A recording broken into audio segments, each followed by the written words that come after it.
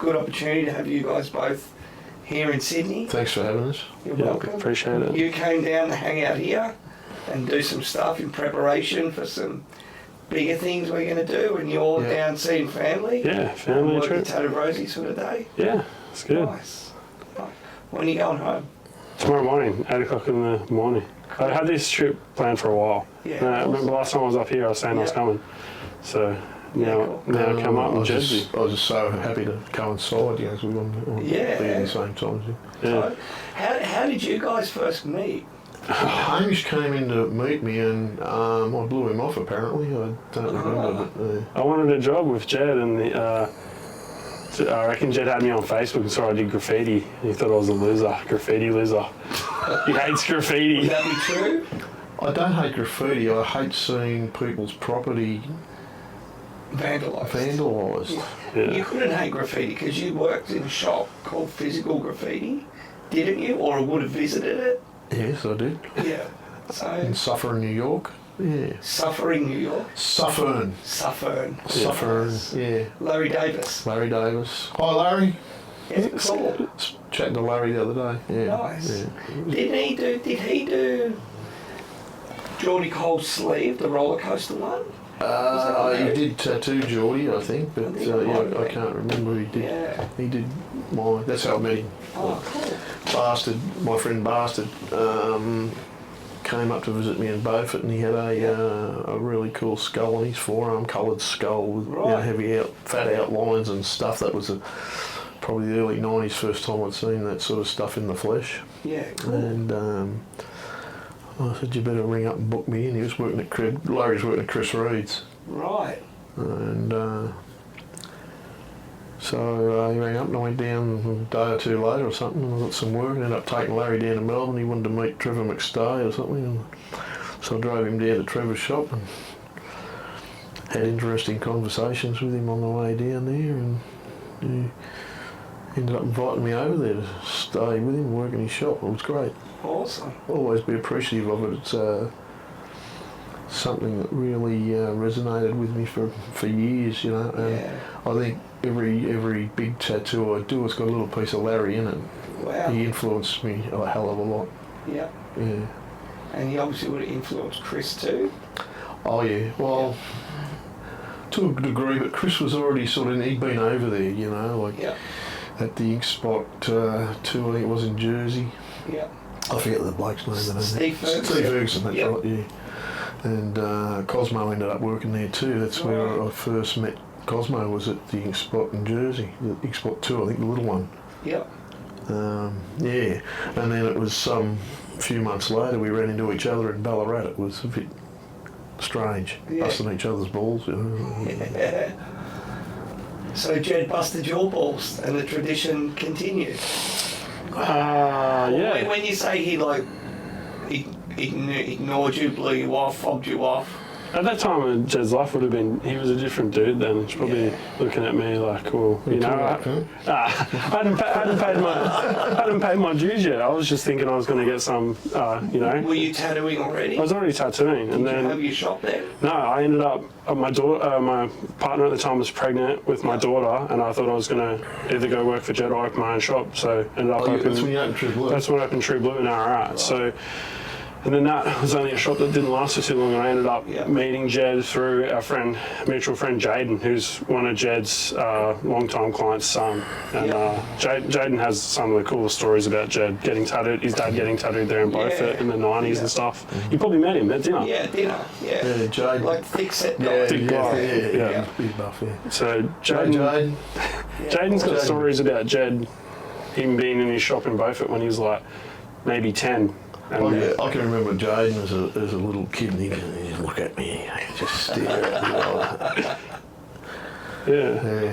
I said to Jaden, it's so cool you're getting tattooed by Jed, this and that. And then one night, my friend Jimmy Morrison ended up getting tattooed by Jed, and Jed was tattooing him could have been 10:30 at night. And I just snuck down with Jimmy and watched, and Jed had, I think maybe he knew who I was somehow, and he's like, oh, Hamish Hamilton's here. Didn't give me a lot, which was good, Jed's a thick skin to to break, and once you spend a bit of time, he opens up a bit more. And then we formed whatever relationship we have now, which is a bit bullshit. Sounds like bullshit, but that's it. That's your version, but that's the era as well. Yeah. Like, when you were first walking into shops, people wouldn't have just been, hey, come on in, take a seat. Yeah. What do you want to know? What do you want to see? What can I give you? Yeah, I remember I got tattooed by Alfie Minkins. I want one of your girls' faces off. Oh, you do you? I said, yeah, can I have the one off that back job? No. Okay, all right. So I'm actually a tattoos too. Oh, you are you? That was the end of that conversation. Stop right there. Should I leave now? Yeah, he was working under the stairs at Desi Conley's in Sydney Road in Brunswick. It was he had a funny little contraption hooked up to his tap. I don't know. Had the water drip through. I don't know what it was. We started taking photos of it. Yeah. I used to take a lot of photos in the day. Yeah. Yeah, there's a lot because you've got a couple of good folders on Facebook and stuff with loads of photos, hey? Yeah. I was lucky to. I lost a hell of a lot. They got wet and stuck together. Yeah. I remember my daughter was peeling them apart in Beaufort there one time, trying to save as many as she could, which I appreciated. Yeah. Just geographically wise, Ballarat, Beaufort, Ararat, how far are halfway in away? between. Beaufort's halfway in between Ararat and Ballarat, so about an hour out of Ballarat. Hour off to Ballarat from Ararat, and then Jed's in the middle of there for like 25 years or so. How long were you in Beaufort? Early 90, Christmas of 90, I think it was. So how many years were you there in Beaufort? When did I leave? I can't remember when I left. Oh, look, I opened Ballarat in 2000, in January 2000. And I had Bendigo before that. That's right. For 13 months, so you do the math. 9 years long. Yeah. But in Ararat, Jed's name just rung. You talk about tattoos, every dude that I grew up with that was 10, 20 years older than me had tattoos off Jed. They'd take carloads of guys from Ararat down to Beaufort, get tattooed. Yeah. Yeah. It was good to me, that shop, it really was. Yeah, amazing. Who else would have been close to you back then? Dave Andrews opened in Ballarat then. I don't know if Nuts' missus was still, she'd started tattooing at that stage, Kerry. Yeah. Bit vague on that one, actually. Yeah, there wouldn't have been that many around. No, there wasn't a lot. Yeah. No. I remember I had, what was her name? Girl from Ballarat, she was working down... Trish. Yeah. Trish Beckers. And when she came out to get a job and she had some school project that she'd done, and she'd drawn a map with all these fake tattoo shops around Ballarat. And I thought, as if, and it's like worse than what is now, Yeah. It was incredible, but I couldn't see that far ahead, obviously, but she could. I don't think anyone could. Where's Trish up here still? Has she gone back? No, I think she's gone back down that way. So when I met Trish at a PTAA Christmas party at Patsy's in about 94 or 95, and then I bumped into her overseas at a tattoo convention in Holland. Oh, yeah. And then she was working at Innovision years later when I first started working there. There was like a crew changeover, as all shops have, and I only worked with her for a couple of weeks, and then I'm pretty sure she did her own shop in Sydney, and then last I heard they had started a family and back down in Melbourne somewhere. She started a family? Yeah. Get out of town. Yeah. Yeah, that's surprising. I haven't seen her or heard of her for years. Yeah, it used to be Trish the Bug. Yeah, the Love Bug or the Bug, Trish the Bug, She used to draw little Volkswagens and everything. Yeah. She came and she worked with me for a little bit, and then Kim rang up. She was looking for someone, and I said, pack your bags, you're going to Sydney tomorrow. What? And she had her father on the phone to me, and I said, I'll be sweet, Kim will go up. And that's it. She came up and she worked with Kim for a hell of a long time, and then that's when she left there and I went down and opened up down near the rocks somewhere, I think it was. Yep. Yeah. Yeah, cool. How'd you start off tattooing? I work for a guy in Ballarat. Okay. He just sells a postman, and then he saw me in the area getting tattooed, and I was probably the only guy in Ballarat really getting heavily tattooed at the time. Yeah. And then he put me on. Nice. That was it. Started tattooing a week later, and then Straight in the deep end. yeah, that was it. And then how long until you then went and did True Blue? Like 2 years later, because Yeah. I thought I was having a child, and I need to Yeah. progress in my career, which was go work for Jed, but Yeah. he didn't rock up, so I ended Yeah. up doing my own thing, and that got me to eventually working with Yeah. Jed. For how long did I work with you before I did King Kongs? Oh, it was 1 month. Was it a month, a couple of months, few? I don't know. Worked in a room with Jed for about a month. Seemed like years. Oh, me and Jed have a relationship where I'll just be straight up with him. You have to be straight up with Jed, or he doesn't respect you. So I said, I'm going to go open my own shop after this. Can I work with you for a bit? Yep. And he goes, okay. The Yep. boys, you and Me and Riley. Riley Yeah, came awesome. in. So we spent some time with Jed there, and that basement was just like, you know, going past it now, I felt Jed, like, I'm not getting emotional, but it not having Jed in there now, it's just Yeah. kind of like, it doesn't feel the same, yeah. I imagine that might have been like, I get romantic about telling like your university. Pretty much. Yeah. You go down to the basement. Anyone I had from Melbourne that would come check out, I'd make sure I go past Jed's. He's not there all the time, but if he was there, it's just an experience. Yeah, No one else like Jed out there. Nah. Yeah, No. that was it. Yeah, few and far between. Yeah. Anywhere in Australia these days. Yeah. Like I only got to see it as it was getting packed up. Yeah, unfortunately. But yeah. I felt all the energy in there, and that the going away dinner that night was a testament. It was great to, having you there. Yeah, all your friends there and all the families and all your music and everything, and the love was. 'Cause you would have spent a long time around that area, eh? I moved to that area 86, I think it was. Yeah, right. Yeah. Wanted to get the kids out of Melbourne, Yeah. There was murder at the end of the street the fucking Yeah. month we left. Yeah. How'd you start tattooing, Jed? Or who did your first tattoo? I did. Oh no, who did my first one? You might have. Yeah. I don't No, it was Vaughan. Yep. Owen Collingburn, as he's known on Right. Facebook. Nice. Yeah, Vaughan did my first one. I borrowed a car from... Borrowed? Yeah, no, borrowed a car from the neighbour and screaming up Holmes Glen around the corner and up Vaughan's driveway, and I arrived and knock on the door, and he, what you want? I thought, Yep. want your tattoo? Yeah, well, yeah. Oh, mate, I just drove here, look, this car. Yeah. So, he did a little tattoo on the shoulder, and then I was working at General Motors in the tool room, Yep. and there was one of the guys there, he told me how to get to Bev's. Oh. So I went out and I got the second tattoo I got off Bev, Panthers head on the other shoulder. It was $9. Wow. First one was $3 and that one was $9, and then ended up seeing Danny Galvin, and he put a couple of wreaths either side of the one on that shoulder. Yeah. That was $3 each, so that was $9 like both shoulders. Nice. And then back to Vaughan and Dickie and... But say, just to go back to that, what would you have been earning a week? Roughly, if you can remember. Wait, what, tattooing? No. Working at General Motors, say on the tool, on the Shit, floor. Bruce, that's... Because I know, like, when I did a printing apprenticeship, as well as the same time I was tattooing, and I used to get first year apprentice $163 a week, and it was either $80 or $100 an hour back then. My first year apprenticeship, I wasn't at General Motors. I started with a Dutch firm in Moorabbin. Yeah. I was getting $18.80. So pretty similar, half your wage is the price of a tattoo, the bigger one. Yeah, Yeah. like a palm-sized one. It was, yeah.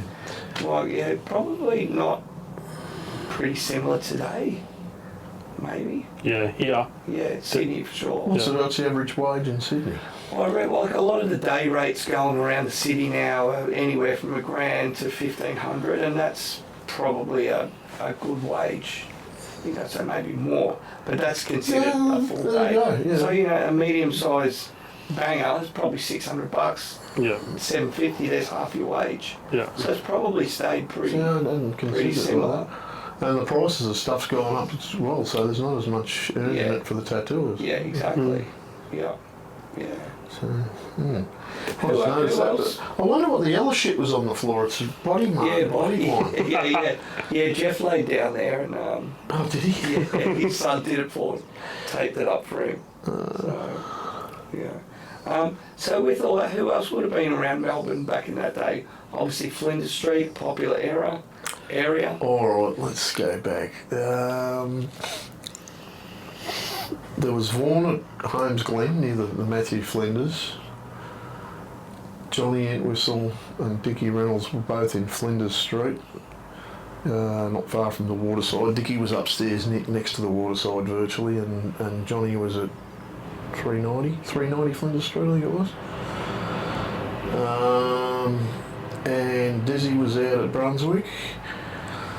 Danny and Bev were Williamstown Beach. Yeah.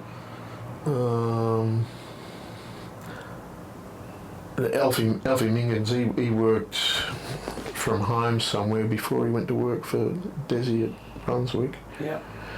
And then you had Bert and Paul come out to North Road Ormond, they were out there. Okay. And Devo and Kevin Coppin and all those guys, they were down Frankston, Morty Alec down that way. They were working down there. That's where it tattooed by Devo actually. The second tattoo was off him in Morty Alec. Yeah. That was shot in the back street there. But that's basically all I can recall, man. But that's all there was really around. Yeah. Len Wookie, he was supposed to have been Danny's stepfather or something. Okay. Yeah. He was working out of South Melbourne, but just out of his house. And Billy Finesse, he'd stopped by then. He lived in Nightingale Street in Elwood, and I went there the first time with Devo, and then we went and bought colour and machines or something. I forget now. And then I went there the second time with Bev. Yeah. Right. And you'd walk into the front room, and it was. You see these old pictures of the old Pommy, what's his names? My mind's gone. George Burchett. George Burchett and Riley. You'd see the O'Reilly. You'd see the old photos and that of them old shops, and that's what it was like walking into that front room. Except he just rooted around with machines. He wasn't actually tattooing out of it, I don't think. Yeah. It's just a single fronted cottage sort of thing. It was. Yeah. And he had the big droopy eyes. His bottom eyelids were sunk and hanging down off his eyes, and he'd be getting down there, and you just to see like this. Beautiful. It was a great experience. I cherish stuff like that. His wife was heavily tattooed. No, I don't know if Alexa was his wife or not. Right. But he did. He tattooed Alexa. Yeah. But was she in the sideshows and circuses and stuff? I think so. Yeah. I had the card with Alexa on it, and I ended up sending it to Chuck Aldridge at Tattoo Archive back in the day, because I couldn't look after things, and I thought this should be in a museum type of thing, so that's what happened to that one. The stuff I've given away over the years and lost, kicking myself, some of the stuff has been great. Yeah. You've got some of Jed's photo albums?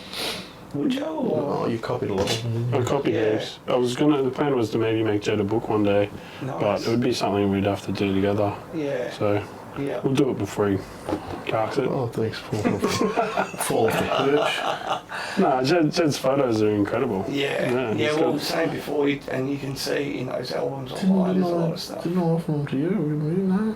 No. Oh, sorry, I thought I might. I don't know. We've got them anymore. Wherever they are, I don't know where they are. I'll get them back to you. I haven't got them. I have not got them anymore. I don't know where they are. There you go. You'll Have never to know. run a copy off for both of us. Yeah, you never know. Yeah. Well, with That's all what I that. happened to you because. No.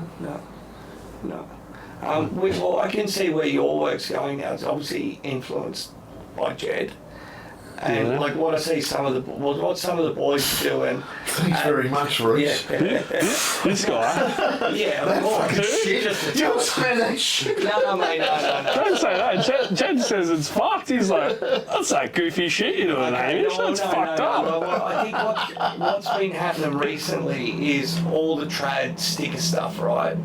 It's now, you're one of the guys doing it, the boys at Rosie's are too. Yeah. Some of the people are now sleeving it out old school style. Yeah. And they're going back and looking at who was doing it, whether it was, you know, But he's owned his own. It's not. He's not doing trad stuff as it was. yeah. He's reinvented it. Yeah, exactly. Yeah. But there's But not in a influence. positive way either, though, because for some old dudes like Jed, I'll call Jed and show him something and think is dog shit. And so would Caleb and those other guys, right? Yeah. But they've got all this shit of Greg's and this style, right? I don't look at that. I've just spent time with Jed, and Jed would get a Japanese tattoo, and he'd get a traditional tattoo, and he wouldn't give two fucks. He'd just put them together. Yeah. To me, that's like he's making his own thing. Yeah. That's why I see the power in that.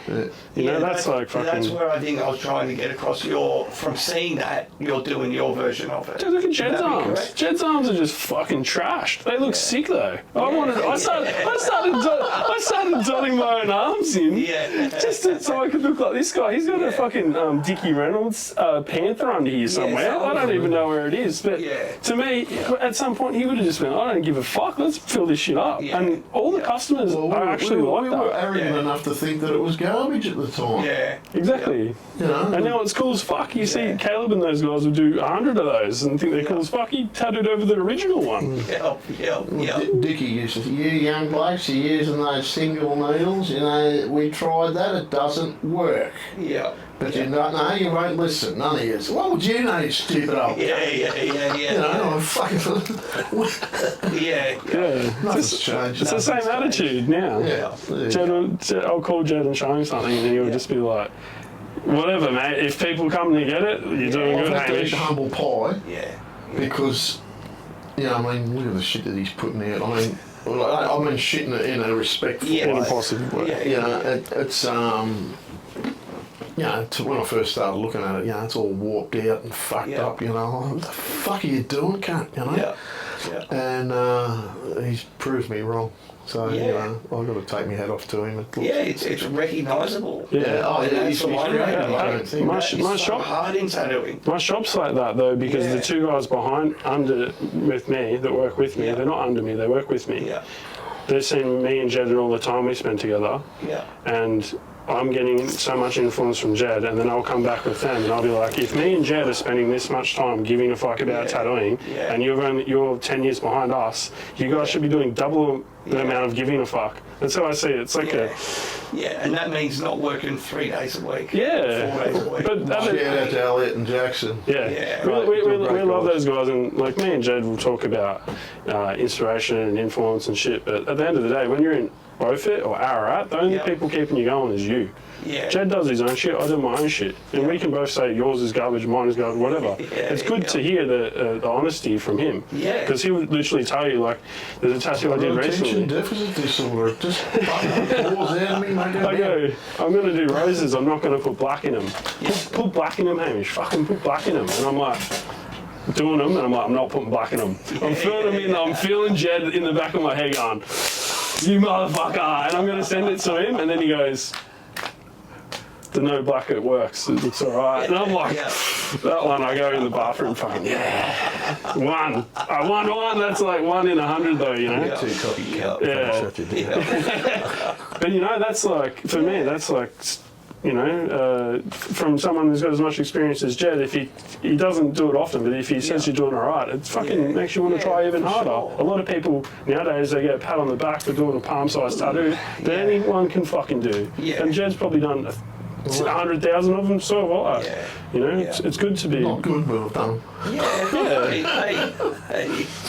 And everyone counts, obviously, but it's kind of nice to be like that. And I don't think I would be doing what I was doing unless I had his influence, because it's so influential, you know. When you got someone looking over you and you know they're going to tell you it's garbage. Yeah, it's really good. Someone's got to do it. Yeah, mate, that's the thing now. Like, we were talking at dinner before, like, you know, like, even people who work here, not everyone's friendly, but they don't have everyone's best interest at heart. No. I try my best that I can, Yeah. but other people will, little cliques, they'll get jealous, they'll think they're coming up, they're getting too busy, I don't want to teach them anything. And then I've extended that as well, and I've gone to people like, all right, you got your tat bros and your tat sisters, Yeah. but they're not really, because they're better than you, and they can see all of these clunkers that you're doing, and they're not helping you. Yeah. So they're not really, I don't like that. they're not Yeah. really your best mate, Yeah. like you think they are. Mm. They might be to party with, Yeah. but you should be helping. Yeah, best interest. Like when I hung out with Jed one day, and So much jealousy in the game. Yeah. It's just ridiculous. And mate, it's probably definitely always been that way. Probably Yeah. even more now with the amount of tattooers. Well, everything was very secretive once upon Yeah. a time. There's lots get shared, but if I see someone doing something good, I want to encourage them. I get disappointed with some people that haven't. They're doing it, but they haven't got the love. It's a cool job. Yeah, it's a means to an end. It's a cool job, and I do it all right. Yeah. That gets up my nose a bit. Yeah. But, We've had conversations about that where we're like, me and Jed will be doing something tattoo Jed related. and I can't. Jed and I. I can tell you this. Jed first, sorry. We'll be doing something tattoo related, and it'll be could be at 12 o'clock at night or whatever. Yeah. And then we'll be loving it and enjoying drawing or whatever we're doing together. And That then was something that he did for me, was wound me up and got me sort of painting and drawing again. And, draw this and speed drawing time. Fuck. Yeah. let's go. And it was a hell of a lot of fun, and I really was really enjoying it. Yeah. I really was. Jed can draw a lot of things that, like, you look at on old flash sheets and you look at it and Jed's got that dragon head in his head because he's done it that many times. Probably one of the ones off this one here. Yeah. It's just, for me, no one that I worked with when I started my friendship could draw. Yeah. Everyone just fucking print shit off the internet and trace it and, and now it's like, we started doing that, and everyone I've been hanging out with, I'm like, oh, do a drawing with me for 30 seconds a minute and see what you can do. And it's pretty crazy because it really is all you are as an artist, at least, Yeah, I'm sure you guys see that. I see the arts on the paper, the tattooing's like craftsmanship or technical craft, the craft of it. Yeah. When I came down for your going away and we came to the shop and everything, you were just about to put on your art show. Yeah, I was airbrushing. Airbrushing as well, and you made the big gorilla head. That's from ages ago. Yeah. You still got it? Yeah, it's not going it's anywhere. so mad. But that comes from, like I said to Jed, I'm so sick of tattooing cunts because, like, they're sucking all the energy and shit out of me and they're not letting me be creative and they're being fucking rigid with all their ideas and shit. Fuck them. I'm taking a month off. None of them are getting any bookings. I'm just going to do all this art, whether they think it's garbage or not. At least I get to shit some stuff out. Yeah. And to be able to just poop out art's always good as well. Yeah.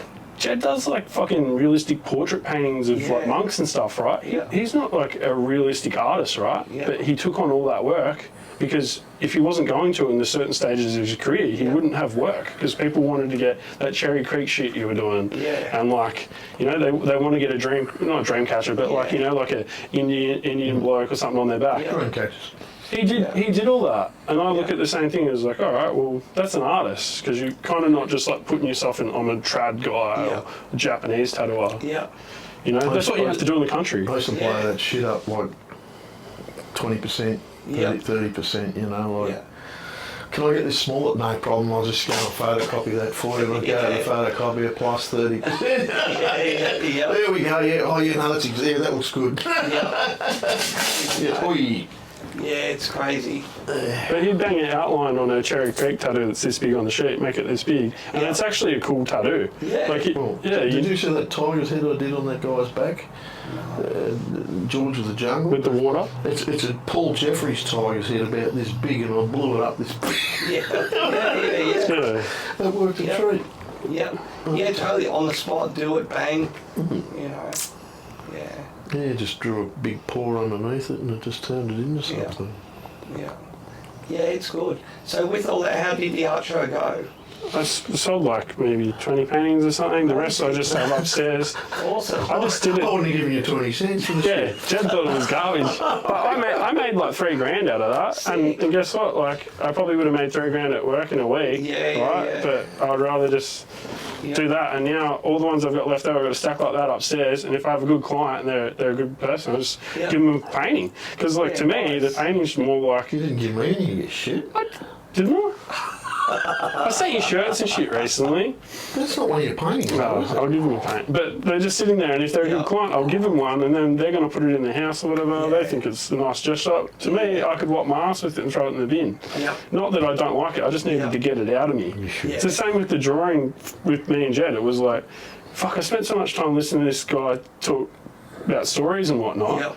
And then I'm thinking about all these old photos and stuff, and I'm like, mate, I've spent 5 years with the guy. I should do some drawings and try and get him painting flash and shit again. And now Jed's painting probably more now than ever. Yeah. Yeah. You know? And like he Well, didn't I spend. haven't been tattooed. I haven't tattooed since April, really. Yeah. So I've had to do a little bit in between. I've had other stuff to do too, you know, like catching up on some riding and stuff. Working on your tan. Not that terrible. Cleaning the pool, Yeah, vacuuming mate. the pool. What a pool boy, huh? Cut a fine figure in jocks, let me tell you. Yeah, it's good. It's good. How you enjoying it up Harvey Bay Way? Love it. Yeah. Loving it. Yeah, it's beautiful up there. People have been good. People are from everywhere up there. Yeah. You know, you don't sort of, there's not that big fucking local clique sort of thing, you know, like, where are you from? Oh, where are you from? Well, it's really?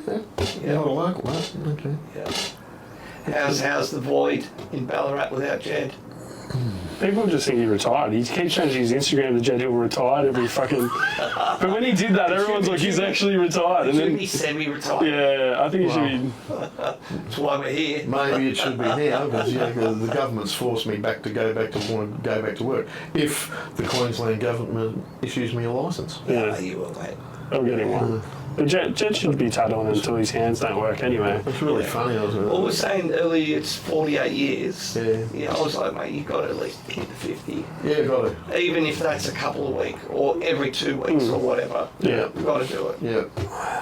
Little Tokyo service paradise. Totally. And Sydney. And Sydney. So one of my crazy 2 dreams. locations. Yeah, mate. Oh, someone asked me if you want to buy a tattoo shop down there. Yeah, Andy rang me today. Oh, did he? Yeah, he rang the shop. I called him back. I'm like, mate, I had enough on my plate. I said, oh, you're going through what I'm going through, mate. I get it. You know? Yeah. So, but I'm going to try and put him in contact with someone else I know. Cool. That's up that way. Well, that's work anyway then. Yeah, but I said if you got any old stuff you want to get rid of, man, anyone's listening, any old tattoo memorabilia, Andy Gould owed me 10%, mate, for doing that, for selling that shop for just him. put 10 on top, Andy. You better put 20 on because he's going to want 10 too. No, actually, probably want 15. Why not? Why not 20? Why not? No, why not? 15's nice. 15's good, yeah. Everyone's happy. I'll sell for 10, thanks, Andy. Yeah. Yeah. Then mate, Hamish might want to cut now. He doesn't even know who Andy Gould is. Yeah, He went for Tony Cohen for a while. He came down, this is my Andy Gould. He worked up in Darwin, and I'm pretty sure Mick Applin apprenticed with him, or started off with him. Yes. They came down, I don't know where they went, but I know Andy worked for Tony for a long time, and then Andy's been up around Nelson Bay. Nelson Bay, that's Nelson it. Bay for quite a long time. Yeah. But yeah, I see Mick every year up at Southeast Queensland show. So Yeah, I've actually met Mick. and that was just from like reading tattoo magazines back in the day. They used to have a little section in of news of who's doing this, who's doing that, and because the names weren't as many as there are today, so you piece things together and all the rest of it. There's a lot of the names there that I might have met them, but I don't think I have. Yeah, I mean, I did have a period of fucking. It was the 60s, it was the 70s, it was the 80s. he was there, but he it was wasn't the there. 90s, Yeah, if I remembered it, I wasn't there. Yeah. Oh no, mate, I got periods of the 2000s that non-existent. Yeah. So, you know. You spent a lot of time over the years in between Sydney and Melbourne. I used to come A to reasonable Tony. amount of time, Yeah, I yeah. come to Tony's a few times, yeah. How did you first meet Tony? Well, that was when the TAAV was having a meeting, or when it might have been early conception of it even. Was that pre-PTAA? It might have been the conception. Right, okay, yep. Tony it opened up in St Kilda with Danny, Yep, the first illustrated man down there. yep. And of course he was like, They would have both been the gods. oh yeah, Danny was amazing, and I had a lot of respect for him, but Tony came from interstate. Yeah, outer space. Out of space, you know. Yeah. And he's just larger than life, everyone, Yeah. and that goes without saying. Yeah, And I was drawn to him, and he sort of took me under his wing a little bit, and he ended up inviting me up to the Williams Street shop. Yep. That was an experience, you know. Yeah. On the outskirts of the cross. On the outskirts of the cross. But you know, actually, the first time he had me up, he was working at Wally's Yep. at the Red Light, Right. and that's when I met Wally.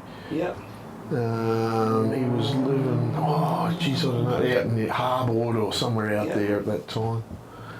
But it was all new for me coming to Sydney. It was like What was the Disneyland. cross like at that time when you went up to Wally's? Was Pete there? The Greeks? No, not at that stage, I don't think. Yeah. I don't think they were at that stage. Yeah. Oh, no, hang on, they were. What am I talking about Right. here? I don't think Sleeve Masters was there. Yeah. Maybe. Did you ever come across a guy called John Masters?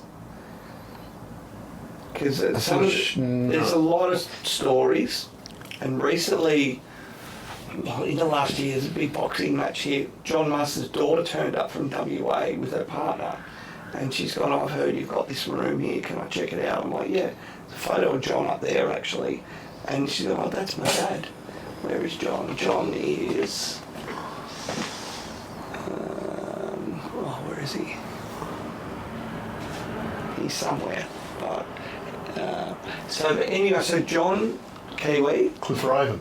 Sorry? Yep. So John worked for Wally Hammond, and then went across the street and supposedly opened up King's Cross Tattoo Studio, which some of these still have on them. Yep. And then it became Sleeve Masters Yep, after. yep. Then Greg took it over. So it was good. I got on the phone with John. Did you hear of Herb Froman? Yes. American CIA operative, apparently. Apparently. He had a Taxi. Wilco tattoo around his buttocks. That was the only tattoo he had, but he was right into he knew the ins and outs and the who's and the what fors. I first met him, he came into Flinders Street to see Bev, you know. Wow. He bought one of those rotary battery operated tattoo machines that looked like the cap off of one of your bloody, what's the name, cans, pressure pack. Yeah, spray paint can, yeah. Over the top. Froman can. Spray paint can. Oh, okay. Oh, is that what you call them? Pressure pack, that's what they call them. Keep going. Pressure pack, yeah, that's what I call them. What do you call them? Spray paint cans? Spray paint, it's got spray paint in it. Fucking hell. Pressure pack is what? Painted sprays. Knuckle scraping motherfucking. Is that where King Kongs came from? Where? What, spray paint? No, scraping knuckles. No. It was probably Have a something. look at him.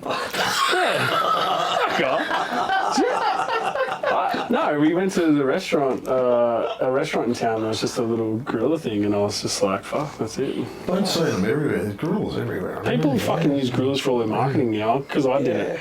All right, stop using them. Well, I think you inspired Ed Hardy, didn't you? Yeah. Yeah. Hey, Ed Hardy never had a shop called King Kong's.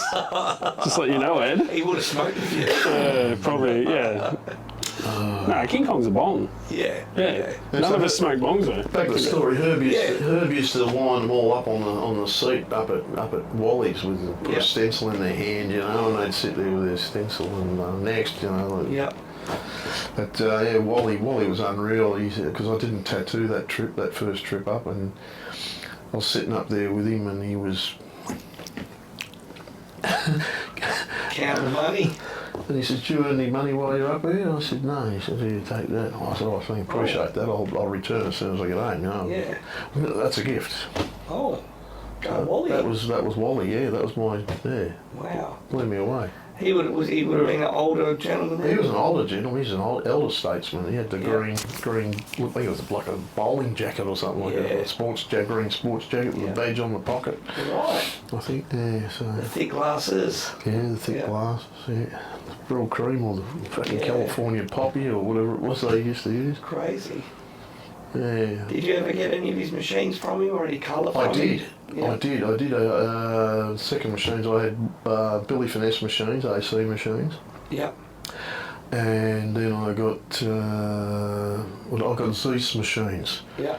And the vice grip broke on one of them and stripped it down and we can put it in the vice and we hit it with the oxy and it went it was die cast. It just disappeared and eventually disintegrated. And then that's when I was desperate and Bev hooked me up with Wally. Yeah, cool. And I got Wally's machines. They were great machines. Yeah. Made a lot of money with Wally's machines. But to get what people don't realise now is to get machines back then or anything was so difficult. Yeah, you had to be hooked up. In Australia for sure. Even to get stuff from overseas was a big wait. Wally used to have a great orange. Yeah. Yeah. Beautiful orange. Yeah, that's world renowned, that stuff. Yeah. Did you end up tattooing in that shop? That's it there. Yeah. It's just in there. Yeah, crazy. Did I tattoo in Red light? No, I didn't. No, the first time I tattooed was up here was in William Street in Tony's. And what was like the cross light back then? Just like rough and tumble Disneyland? Yeah. Fucking Disneyland it was. Yeah. A lot of like music venues, all that sort of stuff. Yeah, the clubs, you know. All the hookers, strippers. Junkies, Yeah. you know. The whole kit and caboodle. Yeah. One time I went up there, Jeff Rhodes took me for a walk through the back alley lanes, hallways, behind all the shops up there, you know, and we ended up in a nightclub and you walk clack, clack, clack across the floor of the carpet was like wet cardboard, you know. Yeah. But that was all Disneyland, but to me it was like just a kid from the bush. You know? Yeah. And what would you do then? Like come up here, make some money, go back home, come up a couple of times a year? I had the Australian Tattoo Company with Colin Creed at that stage. Dandenong. Yeah, we'd nice. opened that in '85. Yeah, right. And then Colin Creans came over from South Australia and I sold out my half to him, and in the early 90s, early 1990 I think it was, I was working in Highline in St Kilda. Yeah. And I don't know if I rang Colin rang me, but he basically came straight over to St Kilda and he ended up working there and I'd gone back up the bush again. So, yeah, cool. Yeah, funny night we had there one night. We got raided. And Danny Robinson had a big tub of titanium dioxide. Oh, the mother load. And there's like a big cardboard hat box, you know, the lid slid off it. And as soon as this cop, because I was sitting on the couch out the back, you know, and they're going through the joint, and this young copper's looked at it and he said, "What's in there?" I said, "Oh, I don't know."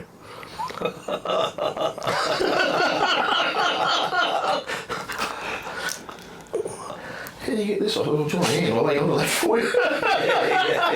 Yeah. Boss!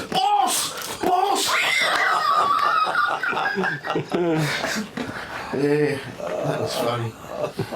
And Colin used to wrap his needles in foil, like tin foils. He had little tin foil packs, like just little with his needles in. Another one of them thought they'd come and found the payload in the drawer with all these foils in there. You know? And Colin said something to him about touching his sterile, leave his sterile needles alone, fucking idiot, fucking, you know. Going to a party, we invited to the party or what? No, you aren't. See you later. Off they went. There was nothing there. So. They didn't get anything that time. You Well, gotta- they might have found a bong or something that belonged to old Danny. Explain what that stuff is though, because you've told me that story. Titanium dioxide stuff. Titanium dioxide, white pigment. That's it, yeah. Because when he said it to me, I was like, what is it, like gunpowder or fucking what, you know? Sounds explosive. Yeah, you know, because he told me that story, I was like, fuck, did they have a bunch of... What Oh in no, there? I've given away a trade secret. Oh, no. It's one of the number one components in sunscreen as well. Yeah. Fuck, there you go. Yeah. So what, like seeing King's Cross, St Kilda, like they were probably, and then you had in Brisbane Fortitude Valley. Like, what would have been the levels of craziness? Oh, I never did the valley. I went and visited Little Mick in the valley one time. And what was his name that did them beautiful posters? He gave me one of them. He was... Bruce Liddell, maybe? Yeah, Bruce Liddell. Oh no, beautiful painting. But like it was like the, what do you call them, the apostles down on the coast. 12 apostles. 12 apostles. Yeah. He did a painting of them, and there was like a chopper and these tigers wow. in front. It was a really cool painting. He gave me one of them prints. It was beautiful. I forget what happened to that. Not Dave Mann, the American painter. No. He worked at Little Mix. Right. Liddell? No. Because there was Bruce Liddell, I think. Yeah, a lot over the years. Oh, look, it's gone. Yeah. It's gone.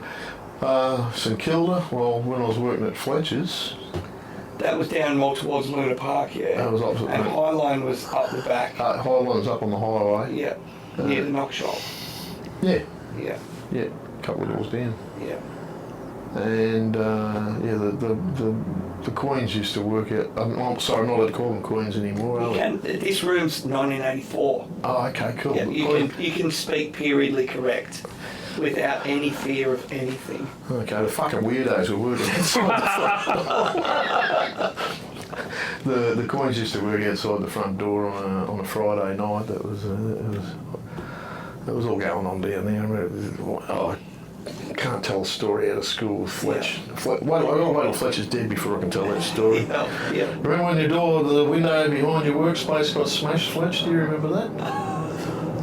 Ask me about it sometime when we're not. Yeah, I'll tell you about it. So it would have been like Harley's riding past back then, like these crew are about to now. You know that photo with us around the pool table? Yeah. That's in that shop. Nice. That was taken. Yeah, that was always Harley's. We did Broadford one year from down there back in 87, 80, hang on, 85. I don't know what year it was, probably a year or two before they finished it. We had like a 69 canvas tent, mud, a bucket of water and a sponge, big powder unit off the top of it. Washing machine out in the bucket. Next, can I get some Renault colour here, mate? Fuck it, next. Yeah. And anyone that doesn't know what Broadford is listening, it was like a big early festival rock concert put on by the Hells Angels. Yeah. You know, I think it used to be all over the radio, 3XY, Triple M, Ball Bearing was a name I remember from back in the day. Ball Bearing used to MC it. Yeah. And I think they were like, Chris. that was like the first big festivals. And yeah, Live Tattoo, I'm sure there was obviously no Broadford Health Department came through. Oh mate, it was we were working in mud, you know, and they're all you had to use this dirty sponge to wipe the mud off them to write Broadford on them whatever year it was. Yeah. I think it was 86. Yeah, right. So you would have obviously tattooed in the era of no gloves. Yeah. Yeah. And like I've said this before, people go, oh, it's disgusting, but dentists were probably not using gloves then either. You know, even like... Actually, yeah, you mentioned I can remember, Woodruff sticking his fingers in my mouth without gloves on, Yeah, and gloves were expensive, you know, so you couldn't... Well, they're more surgical like then, you know. More like marigold dishwashing style thing. Yeah, sort of, kind of, yeah. They're hard to get on. Yeah. Jed's got the marks of no gloves. That's all Yeah, from, amazing. that's all from... Yeah. The testers. Testing or working so fast? Working Listen. so fast. Yeah. That was a kanji that was supposed to say my name just there. The rest of it's all accidents. And that's something that you don't see much anymore in outlining because the machines are running so fast. There'd be always the dots off the end of the outline. We'd finish an outline sometimes. Like Rocky that we'll go see tomorrow night, he's got it all as well from that era. And it, like you're right-handed, obviously. Yeah, it's your left hand from your grip hand, from the death grip. You know. The death grip, yep. Yeah. No armrest, just put their elbow on your knee, something under your foot. Just pull that skin tight, pull it tighter. Okay. Yeah. Yeah. I can't feel the Yeah, arm I'm this all stuff. bruised. Yeah. Did you push it right through from one side? Yeah. Sorry about that. Yeah. But hey, you know. So much to look at in here, isn't there? It's awesome. Yeah, it's good. It's you know. Ron Ackers or Roy Proudlove? Proudlove, yeah. And Graham Townsend, where did he come Graham from? Townsend, yeah, another one from England. Right. Harry Potter. They're all doing that sort of beautiful stuff.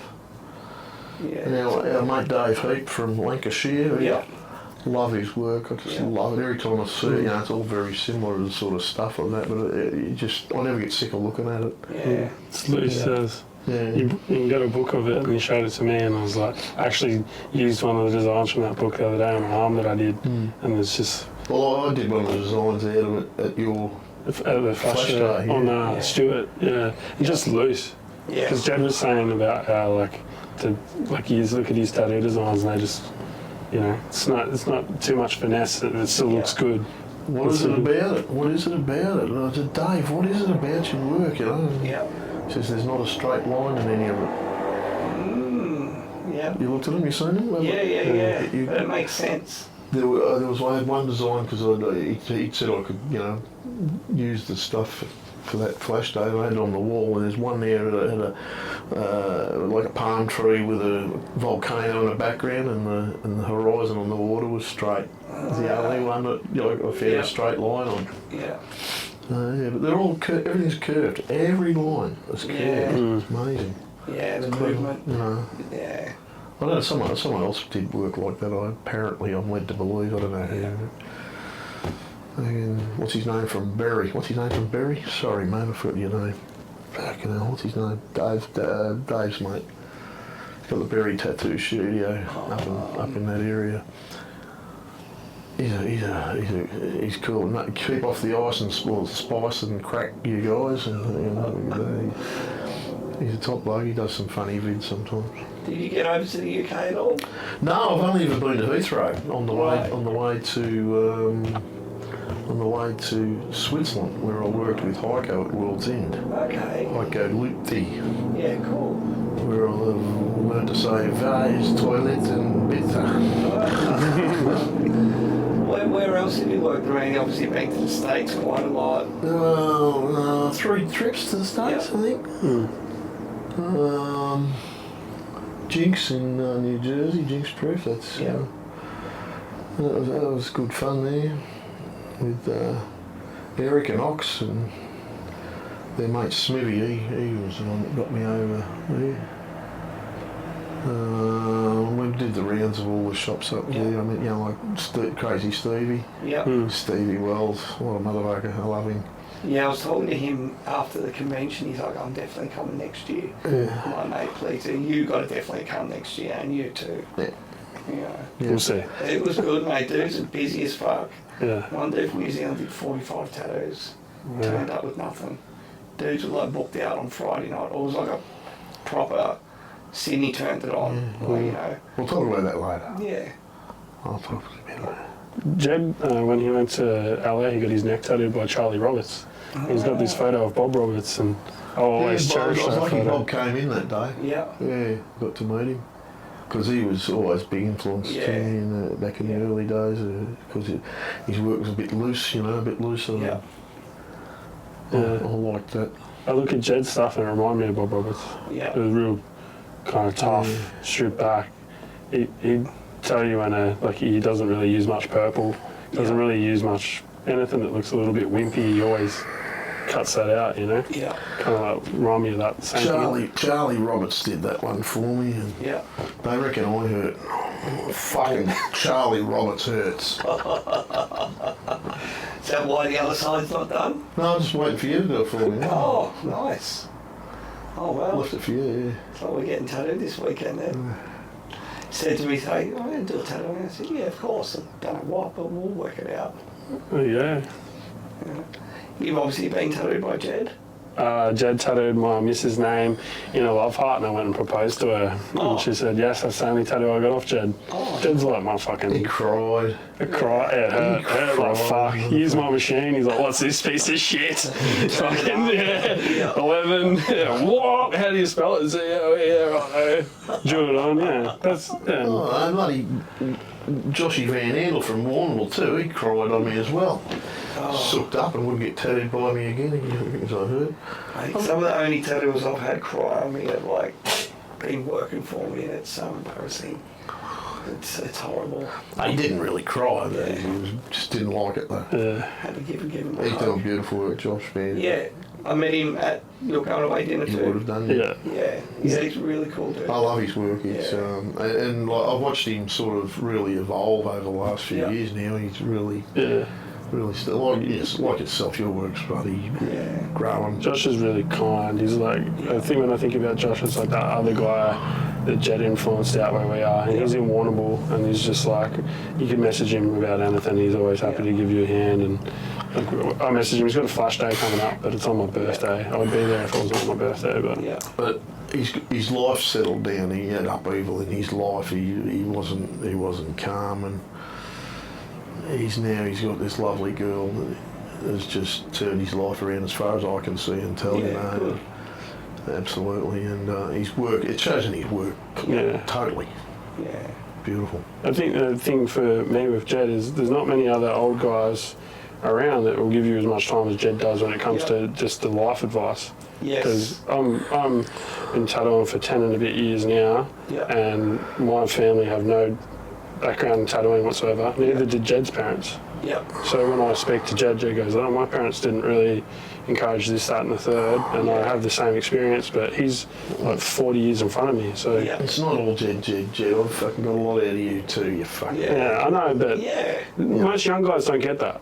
Of course. It's been a two-way street, Hamish. I've learned a lot from you, you know. And so I've been inspired by a lot of younger people that are in the game now, you know. Jed's up to date with everything, Instagram, fucking everything.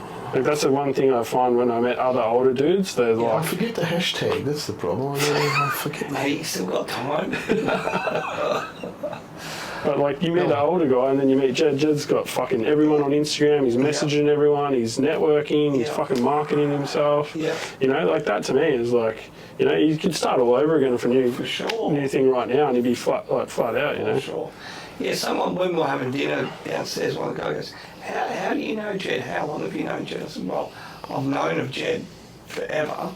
But I think we started talking on Instagram, probably through Australian Tattoo History. And then in the lockdowns, just started talking a bit more and said, how about we do one of these lives? Obviously, mutual friend, quite a lot of mutual friends.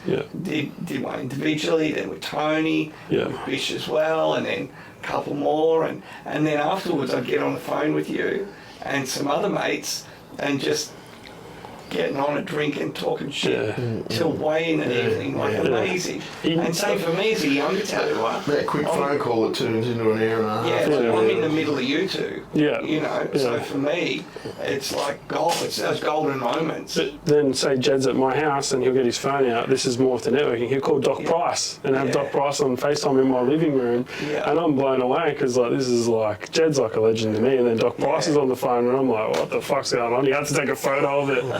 You know, to Jed that's nothing because he knows the guy. So to me, I'm like, I looked up want to Tony. Tony looked up to Daryl. You know, like, and totally. It just comes down the line, you know, doesn't it? And it's an absolute honour and pleasure to be a part of that, you know. It is the lineage, you know. And where did it come across? You put that little short film together on Jed, which went gangbusters. Like, had so many views in such a short period of time. Why did I get paid for that? I did it for you for nothing. Only He loves, mate. I think Hamish is monetised. No, I got no money off it. I hung out with Jed one day and he took me to do something fucking crazy. I just said, someone needs to make a documentary on you. And then I said, I'll do it. And then I just filmed him for 5 years. I've got like 5 hours of him just rambling on shit. I could make a fucking YouTube series on it. But I just wanted to make something small to commemorate his fucking time. Yeah. And then, after I hacked at him, when's this going to come out? You've done the leader for it. When are you going to fucking do something about it? You know. Yeah. So he threw some shit together at the end there. You know, it was just a fucking little short fucking. It was shorter than the fucking leader for it. It's more than what anyone else in Australia's done. Totally. I told him that. There's other ABC ones. You did one, but they didn't hang out with Jed for 5 years. I don't agree with him. Come on. For fuck's sake. You went and filmed Johnny. You filmed I flew here and filmed Tony. He screwed up the audio on that. That's a shame. I'm not a fucking film producer, mate. I'm just a tattooist, and I'm hanging out with him. He does it well, though. And if I don't do it, who's going to do it? Because all the other guys that love this history shit, they're too busy doing the tattoos and ripping off the designs. I'm actually hanging out for cunts, not for any money or anything. Just to like, once Jed's left Ballarat, like, that video lasts forever. You know, people. I'm not going to cry, but you know, like, guess who cried when I showed him? I showed him, and I said, "Man, your career's been fucking awesome." And Ballarat is like, for our area, you're a legend, brah. You know, I'm going to make a little thing in my window for him and be like, you know, we commemorate fucking Jed's efforts, and here we're going to push it from here. Totally. Because no one else is going to do it. Everyone else there couldn't give two fucks. Well, I think what I like. It was very humbling. And I'm very appreciative. Mate, when that trailer came out, mate, I'm a sicko. I would have watched it 15 times in a row. Yeah. Loved it, mate. Yeah. Even when the proper one came out, I would have watched it that night 3 times in a row. Yeah, but phenomenal. I'm a family man. Jed's got a life. Yeah. We didn't set any plan to do it over a set period of time. It was just an experiment, really. Yeah. So, and a great one. But like what you're saying as well, look, I agree with everything you said, right? And I reckon, you know, some tattooing is a little bit lost and people don't get it or whatever, and that's fine. But I reckon, especially where you are, and you do that in the window, the customers are going to get it, and they're going to love it. What do you mean, in what sense? Like, we're carrying on the tradition that Jed started. Yeah, well, I was at Ricky Luder's in Perth, and I was out the front, went to call Jed. Every time I go to do anything remotely cool and tattooing, I call Jed, because I don't think you ever went to Ricky's, right? He's never been to Perth. Yeah. So if I'm in Perth... I've never met Ricky. But I got to go there. I go there, look in the window. He's got the little setup in the window and shit, and I'm like, fuck, you know, I'm going to FaceTime Jed. Jed couldn't answer or whatever. I took a photo and sent it to him. Like, anything I do that Jed hasn't got to do, I always feel like I've got to call him, because I'm only really there or learn. And I didn't know who Ricky Luder was until I met Jed. My tattoo apprentice guy that I apprenticed on didn't know fucking anything. He knew who like Kat Von D was, or someone else on TV. That was it. And then you meet Jed, and he says all these names that you guys have just talked about. If you're 20 and you're from Ballarat, you don't know who the fuck any of those people are. And then he educated me on all of it. Because he's like, if you're doing these designs, Hamish, you should fucking learn about it. Because he had to. He just had to learn. You wouldn't be a tattooist unless you met all those people. Whereas for us, we're just like, buy an iPad and I'm a tattooer next week. You know? And there's so many of those guys, and they're just like, you know, to me it's just like no natural ability to go and suck it up wherever I could find it. You know? Even if it was to learn what not to do in some cases. Sometimes they're the most valuable lessons. You know. But just watching, you know, like, you can learn so much from watching. You just got to sit and watch.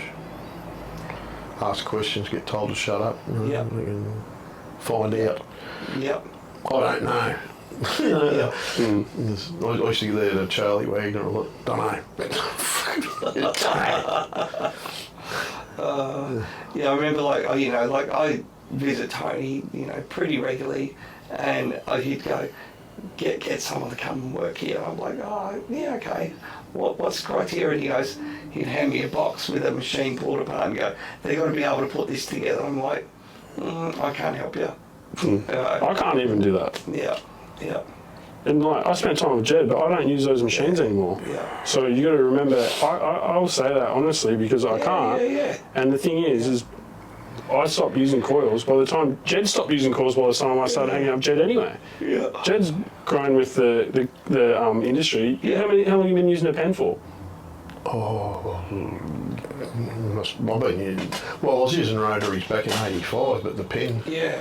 I got my tattoo factory ones in '85 from Tony Links. I think Tony Links, is that him? Yep. Yep.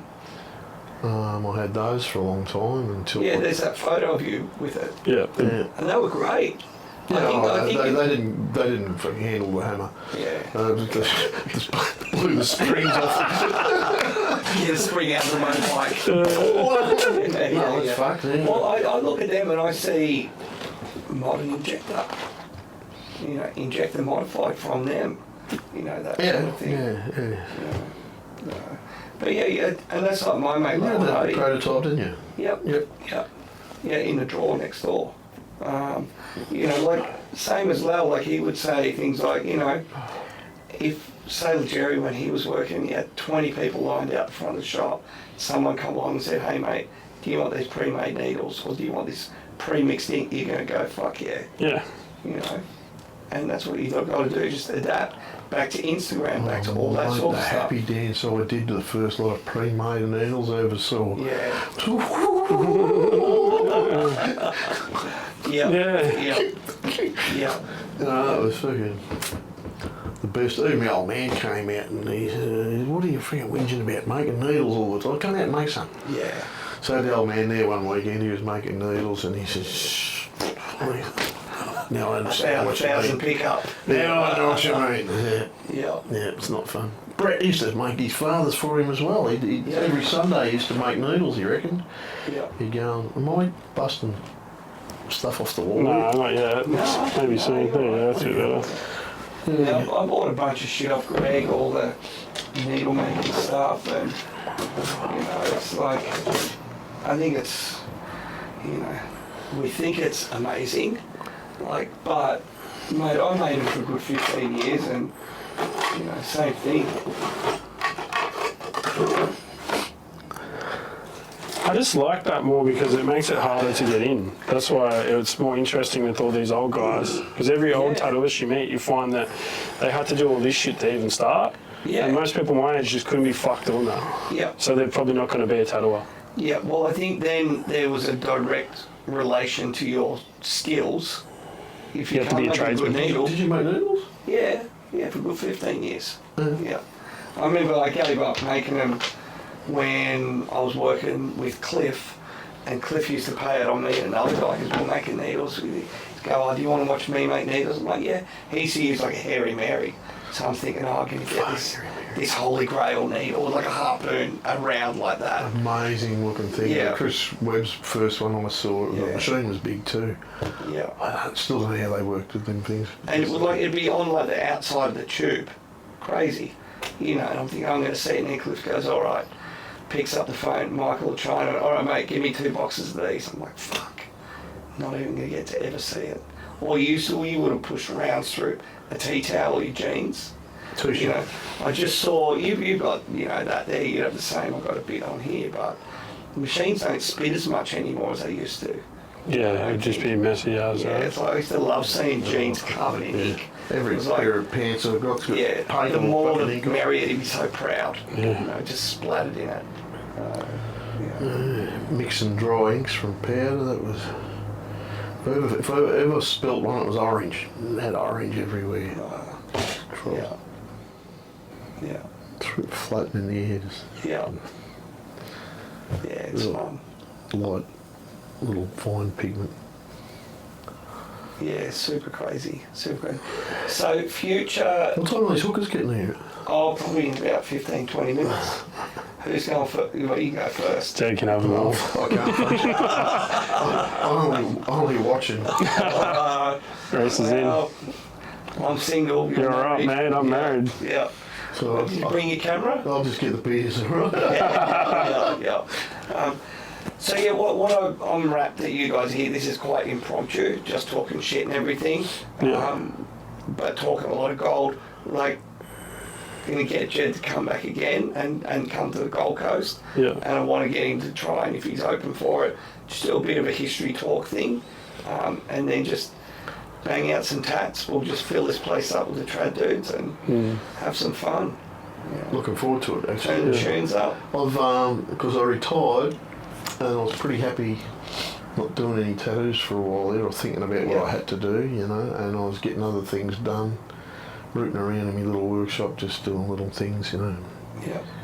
And it's just started to fucking Jones on me a bit lately, and and now you've stirred it all up in me, and the government stirred it up in me because they take fucking heap of me pension because my wife works. Oh. Yeah. The bastards, it's just like, she's got her own life and things to do, and she's got to support me as well. Well, it's, you know. Yeah. Well, back in the cell, I'm gonna have to work out what you're gonna tattoo on me next couple of days. Oh, you let me worry about that. What's have you got left? It's gonna have to be a blast over or rework on something. You got your body done. You got no gaps. No. I'll like small gaps, but no big chunks of free skin. You want a decent one? Do you want a smash over? Do you? I don't like smash over. I'll do a cover up. I won't do smash over. Yeah, I'll find something. You gotta cover the whole thing. Yeah. What else do you want to hear from Jed? I'll think about things. Mate, so much. Jed's got good stories about like Dickie Reynolds and stuff like that. Yeah, well, you know more of it I than me. know. Everything he's just said I've heard before. Yeah. And he's got some really good ones about like, for instance, this is one that I liked. When we were videoing that video, we got this guy Tony in, and Jed's actually tattooed Tony, his son, and possibly the son's daughter. No, the son's son. his daughter. So there's three generations. No, 2 generations in that family. Yeah. So it's 2 generations of that family. There's 3 in another family though, right? Yeah, 3, yeah. So with Tony, the Jones family from Ballarat. we came in, we filmed Tony, talked to him and whatnot, and then like these are just stories that happen. And he'll go, Jed, you remember you swapped this part of my tattoo for a Mini Cooper? And Jed does that face, and Jed's like, what colour was it? And then he's like, red, and he's like, fuck, I think, he does this, and he's like,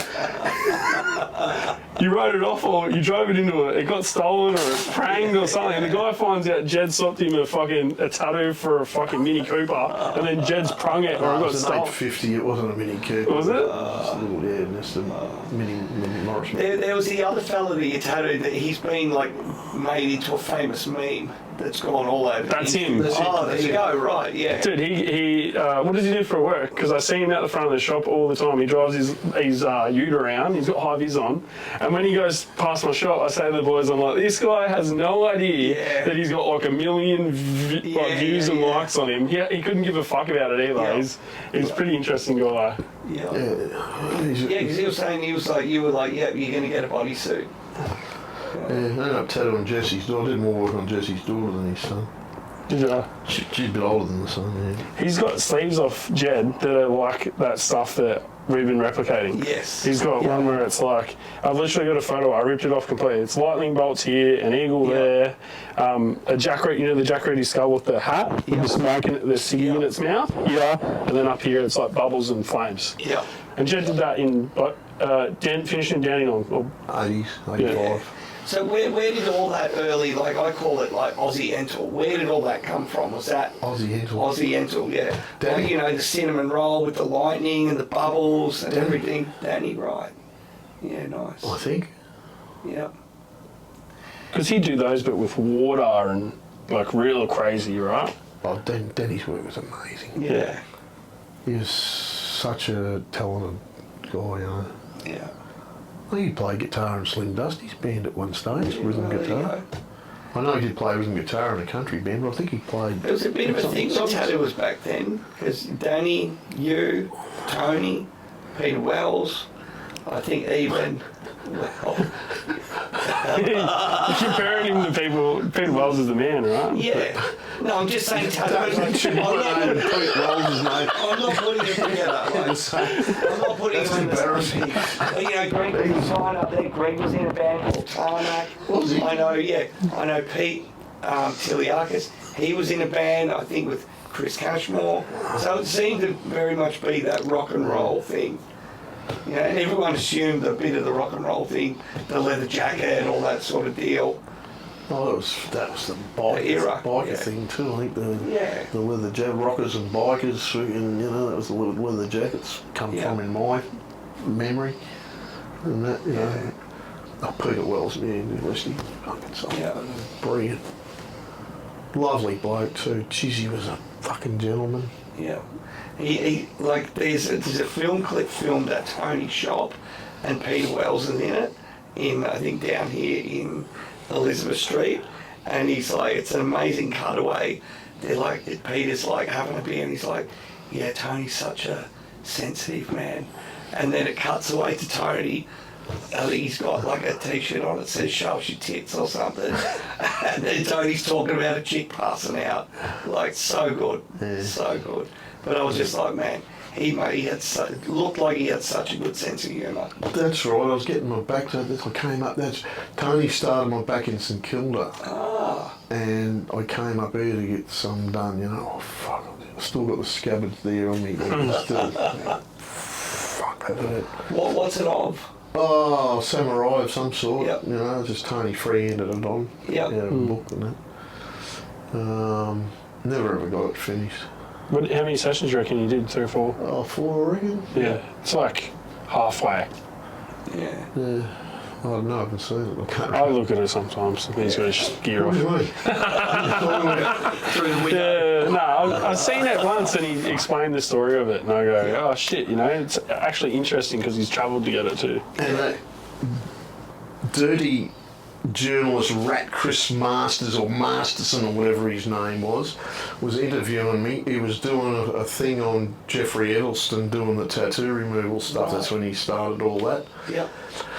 And I got bright lights and shit in my face in a camera, and Tony's fist is on me back holding me down and carving me up, and this Chris Masters was there trying to manipulate what I was saying, Yeah.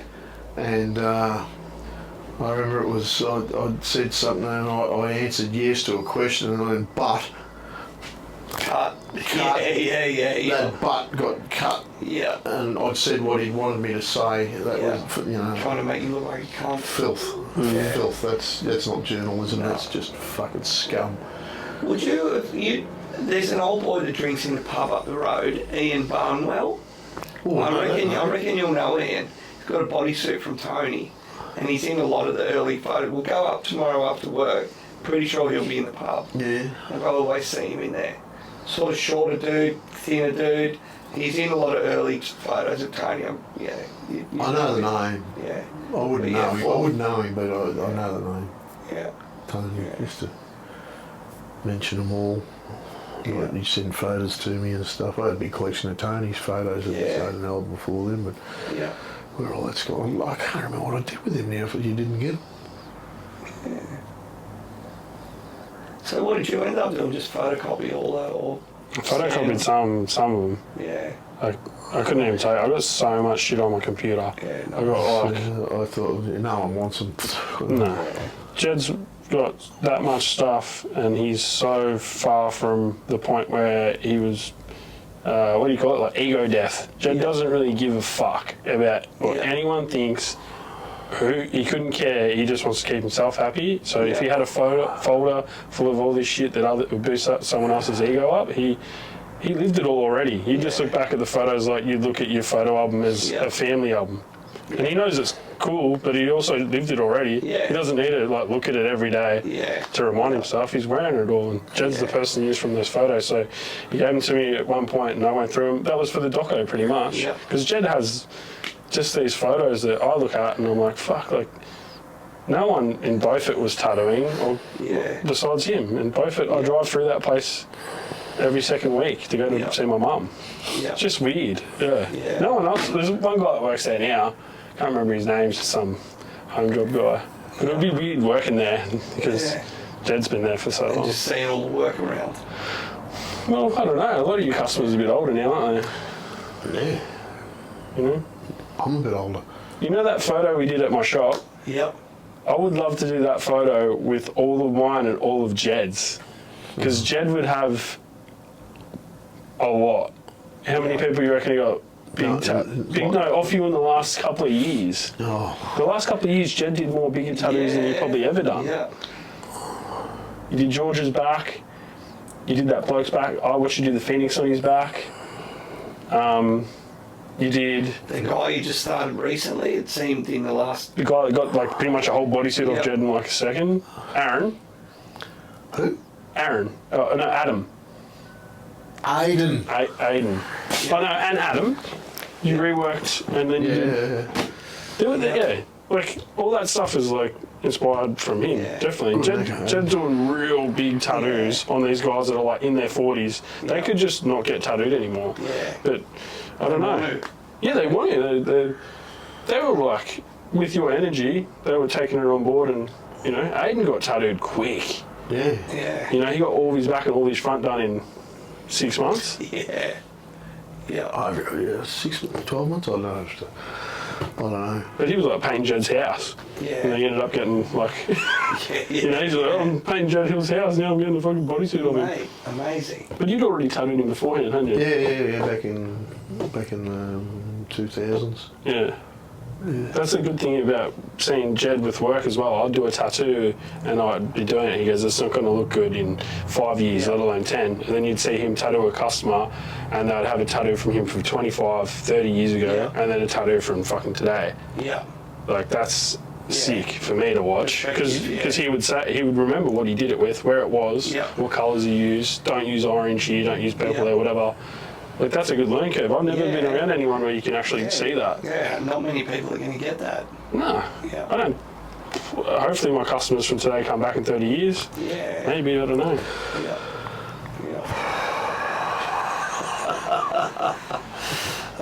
It's the You way like it goes. It's the way it goes. But yeah. Did I see some of Danny's stuff out there today on a sheet? Maybe up on the walls up the top. No, this is Flash. Iron Island. There's two sheets exactly the same side by side. I'll have to have another look tomorrow. Yeah, we'll have a good hunt around. We'll go through a bunch of all this other stuff tomorrow and see what else we can find and dig up. So, Yeah.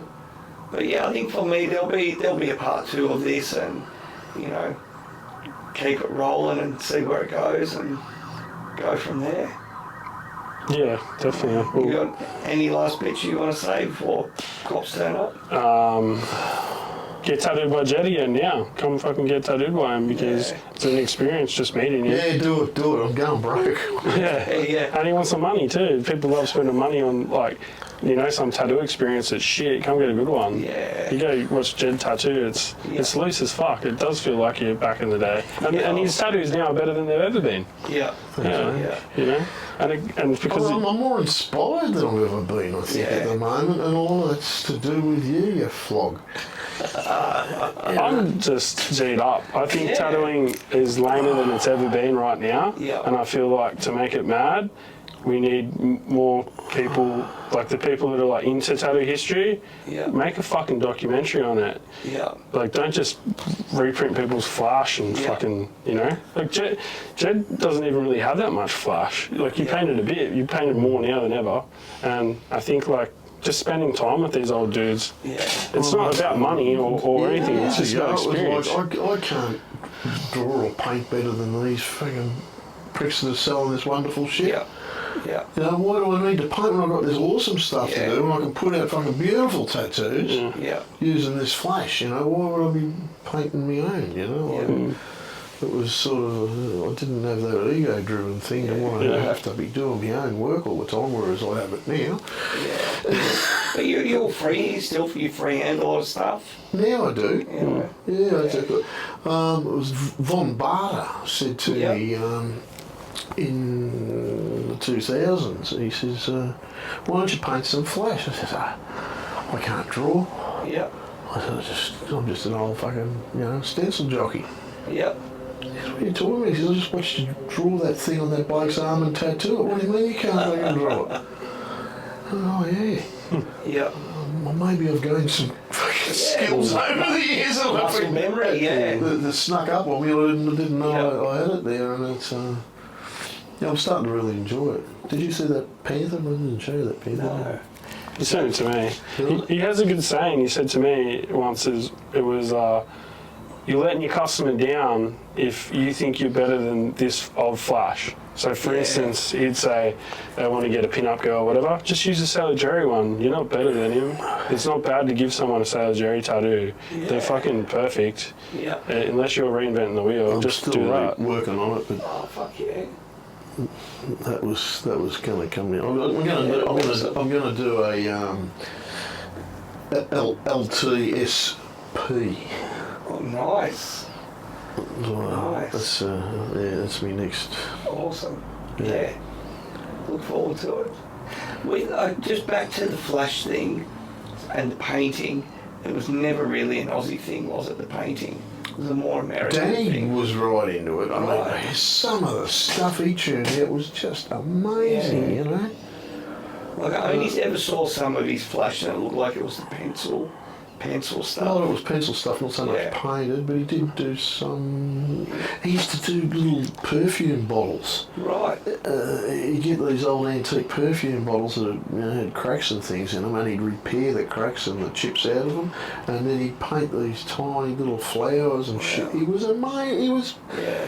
He didn't get the credit he was... Yeah, Tony described it as once his work seemed a lot more feminine, if that makes sense. Not in a... I know what a Tony, derogatory I know what way. Tony's saying. Yeah. I wouldn't put Or it like delicate, that. or- Delicate, yeah. Delicate. I wouldn't Yeah. call it feminine. It wasn't Yeah. feminine as such. It was delicate, but it was Yeah. fucking brilliant, you know. Yeah. And his illustration level was like here. He's like an artist and a tattooist. Yeah. So the old Flash, I've seen Flash there. I'm pretty sure the outlines were painted. Yeah. You know. Yeah.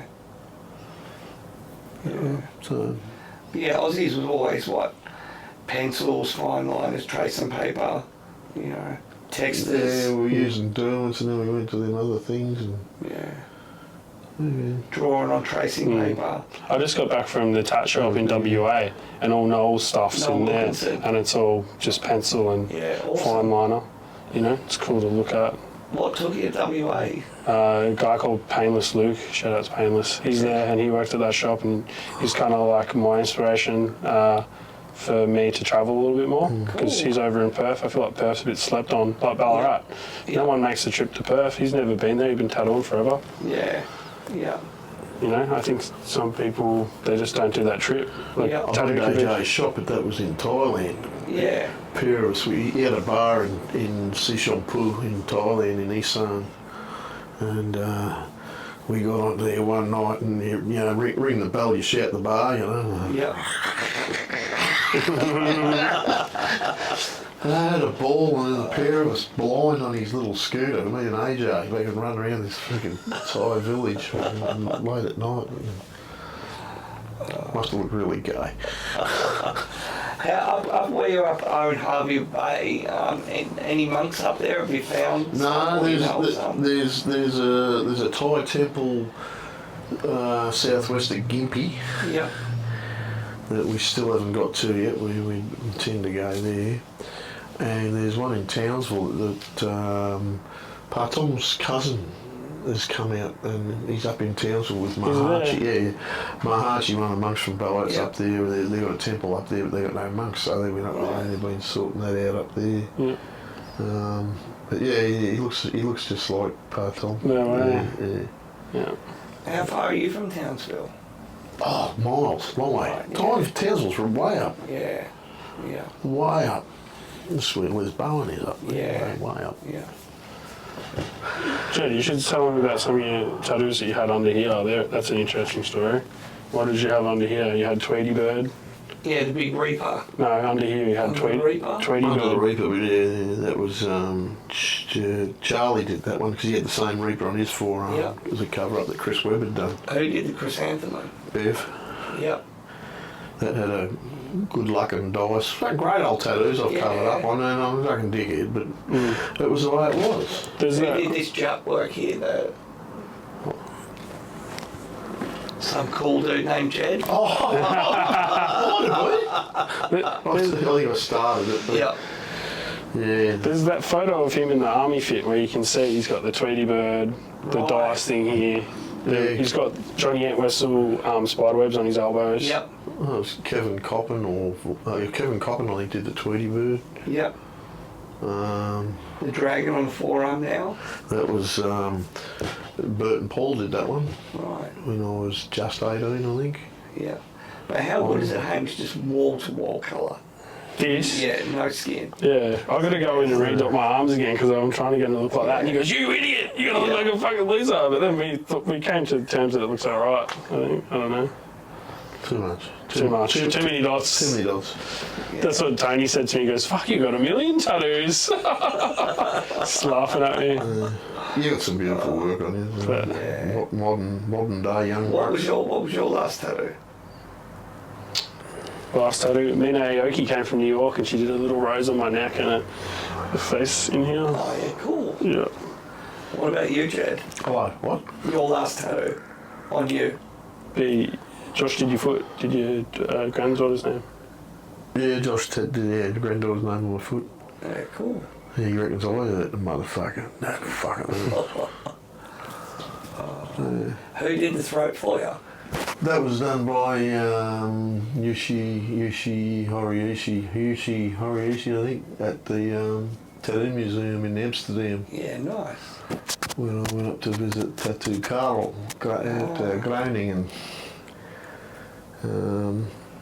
I met Karel briefly at the first Tattoo Artists Association ball at the Stardust Room on the Lower Esplanade in St Kilda. Would have been plenty of stardust floating around there. Yeah, on the toilet system. I'm not sure. Jed's actually got a, what's his name? Omni, is it? Oni. Omni. Yeah. He's got that's a sick tattoo. Because I didn't know anything about him and Yeah, Jed great educated me. Omni, Yeah. Yeah, Charlie did that one. Yeah. But that one's like, what, 34? 1980. Yeah. You ever come across Paul Sace over the years? Yeah, I've run into Paul. Yeah, he's a Yeah. lovely bloke. He's a Yeah. hell of a gentleman. Twice I think I've run into Paul. Yeah. Yeah. Yeah, I met him in the UK many, many years ago. And then he worked up in Brisbane for a while. And Because he was married to an Australian girl. He's yes, got a yeah, and Australian when I was daughter. working at Skin Effects on the Goldie years ago, I'm in the supermarket one day and I see Paul walking down the aisle. I'm like, "What are you doing here, mate?" He's like, "Oh, I'm just getting some stuff for the kids. We're up here for the week." You know. But yeah, he loves his tattoo history, Paul. You know. He's done a lot of documentary. Yeah. Good on him. Yeah. Give me another story then. You Another know Jed better than me. Another story with Jed in what Old era? tat story. Old tattoo story. Him and All right. What was one of your favourite eras of tattooing? 70s, 80s, 90s, 2000s. I'm sure they've all got their own. What do you think was the most? You nailed it then when you said they've all got their own. Yeah. What was the most progressive? Do you think? Progressive era. I think the 80s. Yeah. For us, I think it was the Mike Malone flash, the early Rollo flash, the Greg Irons stuff that he was putting out. What else was there much at really that time? Carrie Barbas did some stuff as well that was different. We didn't do much of it, but it was, different. It was modern. But that Mike Malone stuff, that changed things a lot. That it went from the old like picture machine type stuff, and it started to evolve from there. And then it went into the single needle, and we went crazy. And young blokes just won't listen. Yeah. We went through all that. Fucking T-double. But some of the best fun times I had partying was with the boys from the Tattoo Artists Association. Johnny Entwistle and Steve Paul, Steve Baxter. Fletch was amongst them there.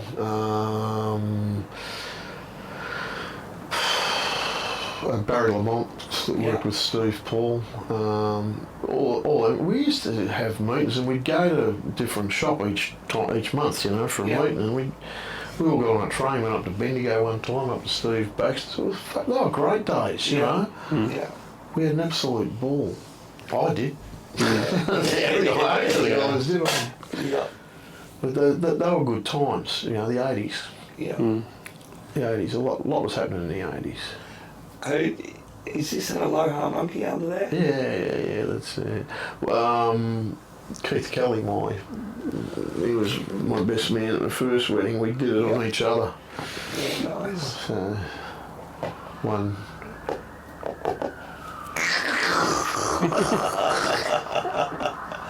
What about like JD Crow Flash when that came out? I hated it. Like tattoo brand. Yeah. Fucking purple, fucking. Yeah. Oh. So how did it go so wrong from Rollo to that? Because Rollo was like very. It was coloured. It was already coloured. Yeah. It was, the Al Malone stuff. You'd have to redraw it or colour it in Yourself. yourself, and JD Crow was putting out the colour stuff, and it was prolific. And there's that much of it, It was he got I don't know, he must have made some deal with him, and he was selling a lot of it. Mate, all my upper arms are all JD Crow stuff. Get the fuck out. Not JD Crow. Yeah, they did JD Crow. I used to go to Entwistle's and buy a sheet. Well, that apart from the wizard. So I got the crocodile, got the geisha, got the tiger. Wow. Under here was the skull with the top hat and the cards. Well, that was Paul Jeffries. It's Little Mick. A rip-off of Philip Loose skull. Under here was another JD Crow, like the big senorita with the gold earring and the red lips. Yeah. Because I thought I was in love with a Maltese chick, Yeah. I showed Jed some drawing I did once, and I said it was from Tattoo Brand, and he goes, ugh. He's like, fucking. He just hates it. Doesn't like the look of it. Or... Dare I ask, Cherry Creek? Yeah, I didn't really. Oh, that was the colours. That came out coloured too, didn't it? That was around the same time, wasn't it? Yeah, a bit later. Then I think there was, what was the Aussie one? Celestial Art? I think That was Gary Davis. Gary Davis, yeah. Yeah, there's two Gary. There's another Gary Davis. He lives in Harvey Bay, apparently. Right. I haven't met him yet. Okay. I don't think. I might have run into him. I might at some stage and we went, how you going, Cat? Yeah. Glad I stopped drinking and doing all that sort of stuff at Oh, we all have our moments. Jed had just quit smoking cigarettes when I met him. Right. Yeah, he got hypnotised down in the basement. I was telling, did I start to tell you about that? Yeah, I was telling him, what's his name about that? Cameron Lachlan. Yeah. I was telling him about that. I just had a guy at the end of the hallway down in our building. He was doing hypnotherapy and stuff, and he says, "I'll do it for you for nothing." He says, "I think I'll make some money out of you." Went and sat in his chair, and I went, he did that. I thought, oh no, this is a bit bloody comical, waving the old... Stare into my eyes. Yeah, waiting. No, he just watched the pendulum, and he blah, blah, blah, and your eyes will get heavy, and, I'll play along. And I've never had a cigarette since, honest to God. Yeah. Wow. Yeah. Fair play. That wasn't long after I met him, and he was like, fuck, I'm so glad I don't smoke cigarettes anymore. And then he told me how he did it, and I was like, what the fuck? Jed's open to everything. My next door neighbour at Beaufort, Jackie, she went the week after I did, and same, one 1 hour session. She was smoking more than 50 packets. Something was fucking crazy. Great big huge fucking packets. And she was smoking one of them a day. And she just stopped. My next door neighbour in Ballarat that I had, Lizzie, she did the same thing. She went down and stopped. And Tuz, her husband, my good mate Tony, he went down for other stuff, and he reckons he was really good too. Sorted him out. So yeah, it works. Pretty crazy, eh? But you got to want it to work. Yeah. You can't go in there and go. It's not. You got in your head, because I didn't have a cigarette like the morning before I went in. And there's others go in there and they're like, so I was going to do this, And then they come out and they So like Hamish is saying, you're open to everything. Tell us a little bit about like the Thai monks and everything in Thailand, because that's obviously played a big part in your life and the later part of it, and good positive changes. Well, my wife's played the biggest part, I suppose, since I met her. It's been I hope she doesn't listen to any of this shit. Yeah. She's been absolutely amazing, you know. My life's done a full circle since I met her, you know. That's the beauty of life, man. Not many people can do that, or are open to it, or get the opportunity to. Yeah, so she's great, but and everyone likes, but you know, You can't not everyone. You can't not smile when you see her. Yeah. She has that energy to her. Yeah, she's got good energy. She has. And like just going, I bought her a Mazda 2 in Bangkok. Brand new Mazda 2, you know. There you go. All right, we'll go up and see your mum. I've got to go to see the mum, get the car blessed. Well, okay, so we go around, and because there's so many different little rules and idiosyncrasies in Thailand you can't do, you know, and one of them is pointing your foot at someone, showing on the bottom of your foot. You don't do that, because I've just sat here, this face in the head mugging this time. And she's told you to put your feet outside, turn your feet the other way. Yep. Oh, okay. Yeah, right. Yep. So anyway, she's got through that she wants the car blessed, so out we go. He comes out and he's got fucking chalk and gold leaf on, you know, paper and stuff. And he walks around the car and he's fucking flinging water around all over it. And he jumps in the driver's seat and starts drawing all over the roof in chalk. Brand new fucking What the fuck? and smack on the steering wheel, this gold leaf, and he's rubbing the gold leaf all over the steering wheel. Yep. So there's like a prayer or something on the roof of the car, you know. Yep. But at that stage, I didn't, you know, like, what the fuck? So anyway, that was it. I let that go, and then just hanging out, and then I went and seen this monk. He's Lumpur Dang. He's in Phetchabun, just north of my wife's place, and Lumpur Dang is dead, but he sits in a glass case, and they dress him up in a new robe every so often, and he's Like mummified style. Yep. Yep. And his son was running that temple there, and he gave me one of my first Buddhist charm things. It was part of his father's cloak that had been taken off in the orange thing inside a little glass tube, like, and I went back the next time, and I showed him, and he's going, "Oh, you've already been here before," sort of. He didn't remember me. He said, "All right, come here. I'll give you some extra magic, like Thai protection." And he gave me this thing, and he held my hand. He's standing beside me, he held my hand. He says, "Now relax." And he's wrenched on me and nearly pulled my ass overhead. He says, "Now put this in your other hand." And he's done this chanting thing, and then I had to repeat after him whatever he was saying, and he's going to wrench again, and I didn't move, and he wrenched on me and I didn't move. Yeah, right. And he's gone, okay, alright, Yeah. I'll run with that, thank you very much. Yeah. So I've worn that ever since, and then I tattooed the monk at Bunn's Village. And I did tigers on his hands. I don't know if you've seen saw that. Those, I did those on his hands, and he bought some out for me too. And yeah, won't go into that. Yeah. I actually got questioned about him going through security at the airport this morning. Yeah. He says, "We don't know what's in those." Yeah. He says, "We've got to do the swab for, explosives and things, He says, "We don't know what's in those." I said, "Nothing." And he said, "Okay, nothing. Yeah. You can go. Thank you very much." Yeah. Yeah, but it's I put faith in it. Yeah. You got to put faith in something. I mean, that religion is older than Christianity, Yeah. and they've been doing these ceremonies for that long. And to me, it's no different to worship in the temple of Dickie Reynolds or Alf Mindigans or something. You know what I'm saying? It's you're going through the same motions. that they did all that those many years ago, because that's special to me. You know? Yeah.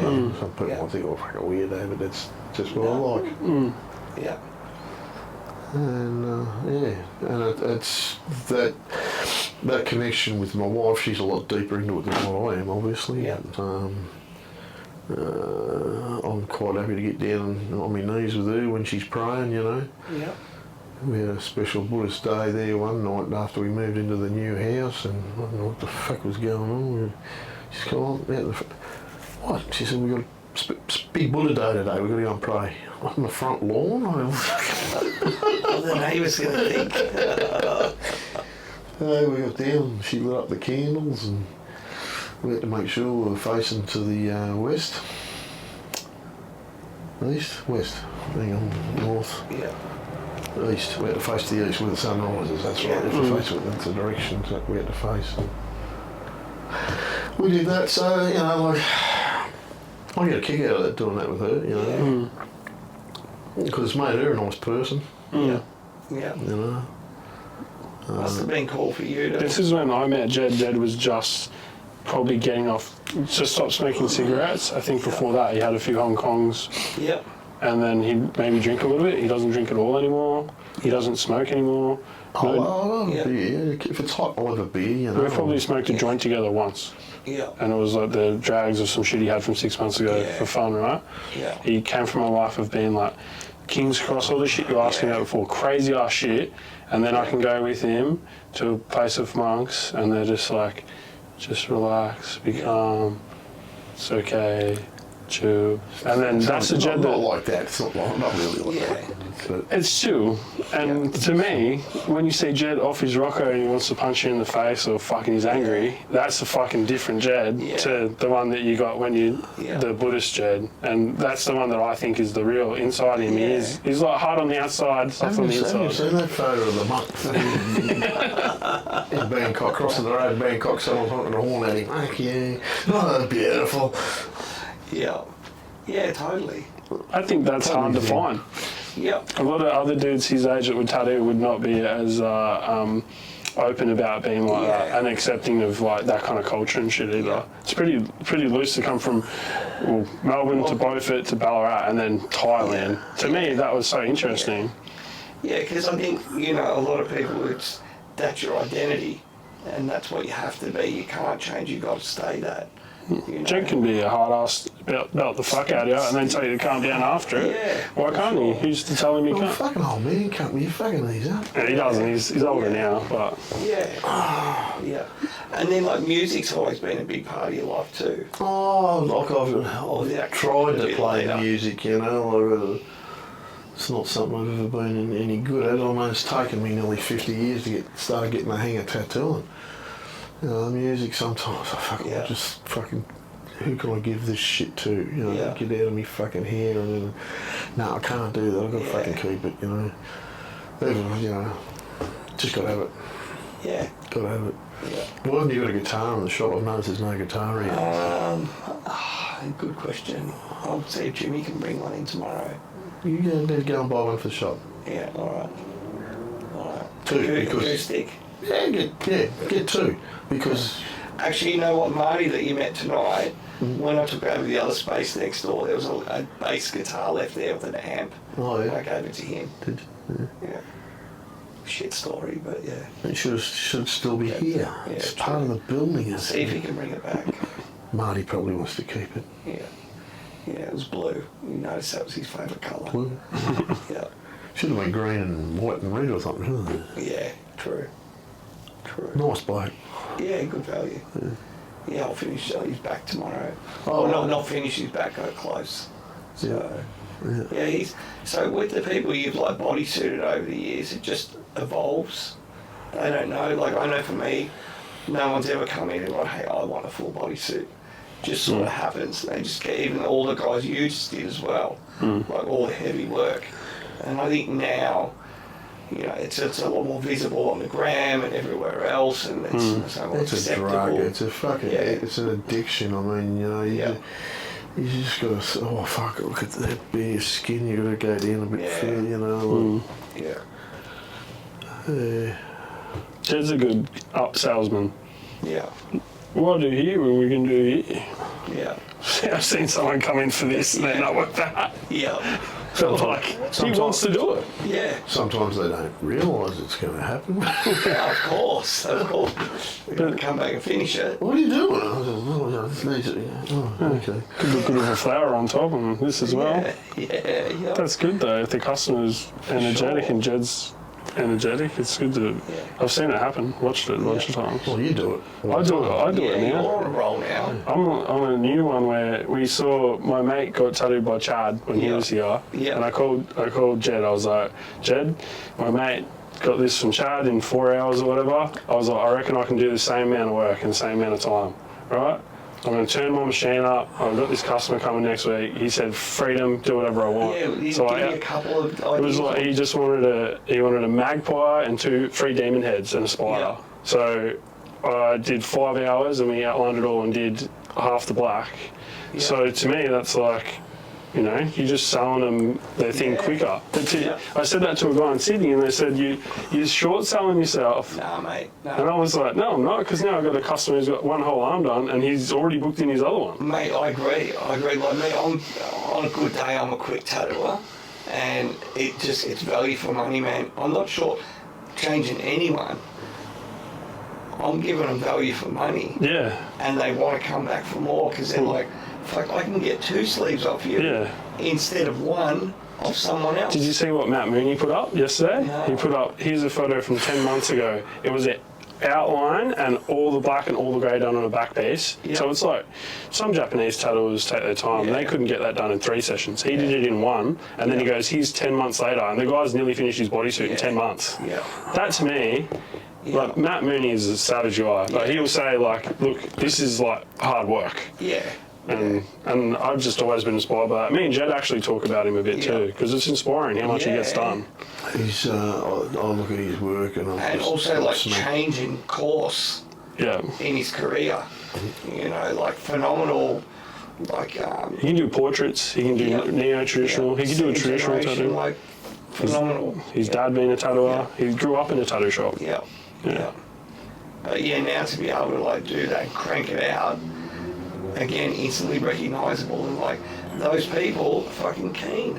Well, Riley, who worked with me, he got his whole front and his whole back done, came in and did the hanya, all the outline and all filled in 1 6-hour sit. Wow. And then my mate come back from Smith Street. It cost him 10,000 for his front, and he got 1,000 for this. And he was just like, my mate that came back from New York was like, damn, I got ripped. Yeah, I had to fly to go to New York got too. Aussie tax big time. Sorry, I just bit my tongue. Yeah. But you know what I mean? I thought to myself, like, he instantly was just like, oh, I wish I knew that guy existed. Yeah. But yeah, you know, not everyone can be like him. Matt's a bit extra special, you know. He's brilliant, man. Yeah. Yeah, And he's got the mojo. He's got it all. yeah, And he flies a plane. Yeah. yeah. But he's not enthusiastic about any of it though. Yeah. Doesn't say much, just tattoos. Yeah. Where's he from? Bayswater. Oh, yeah. Yeah. Phenomenal, man.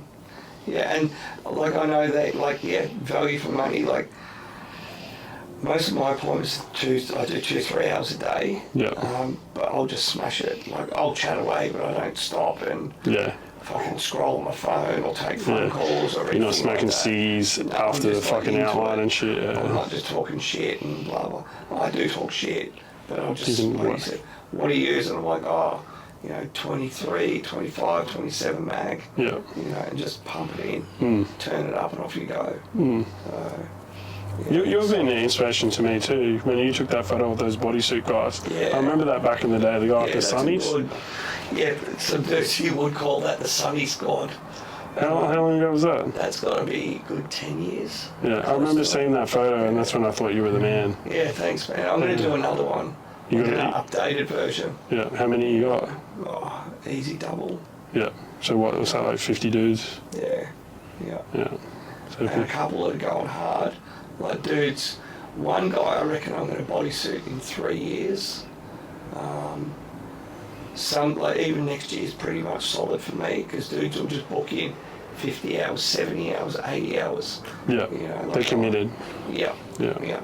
And I'll say to them, just come in every 3 weeks and let's do 3 or 5 hours. Yeah. And bang, keep going.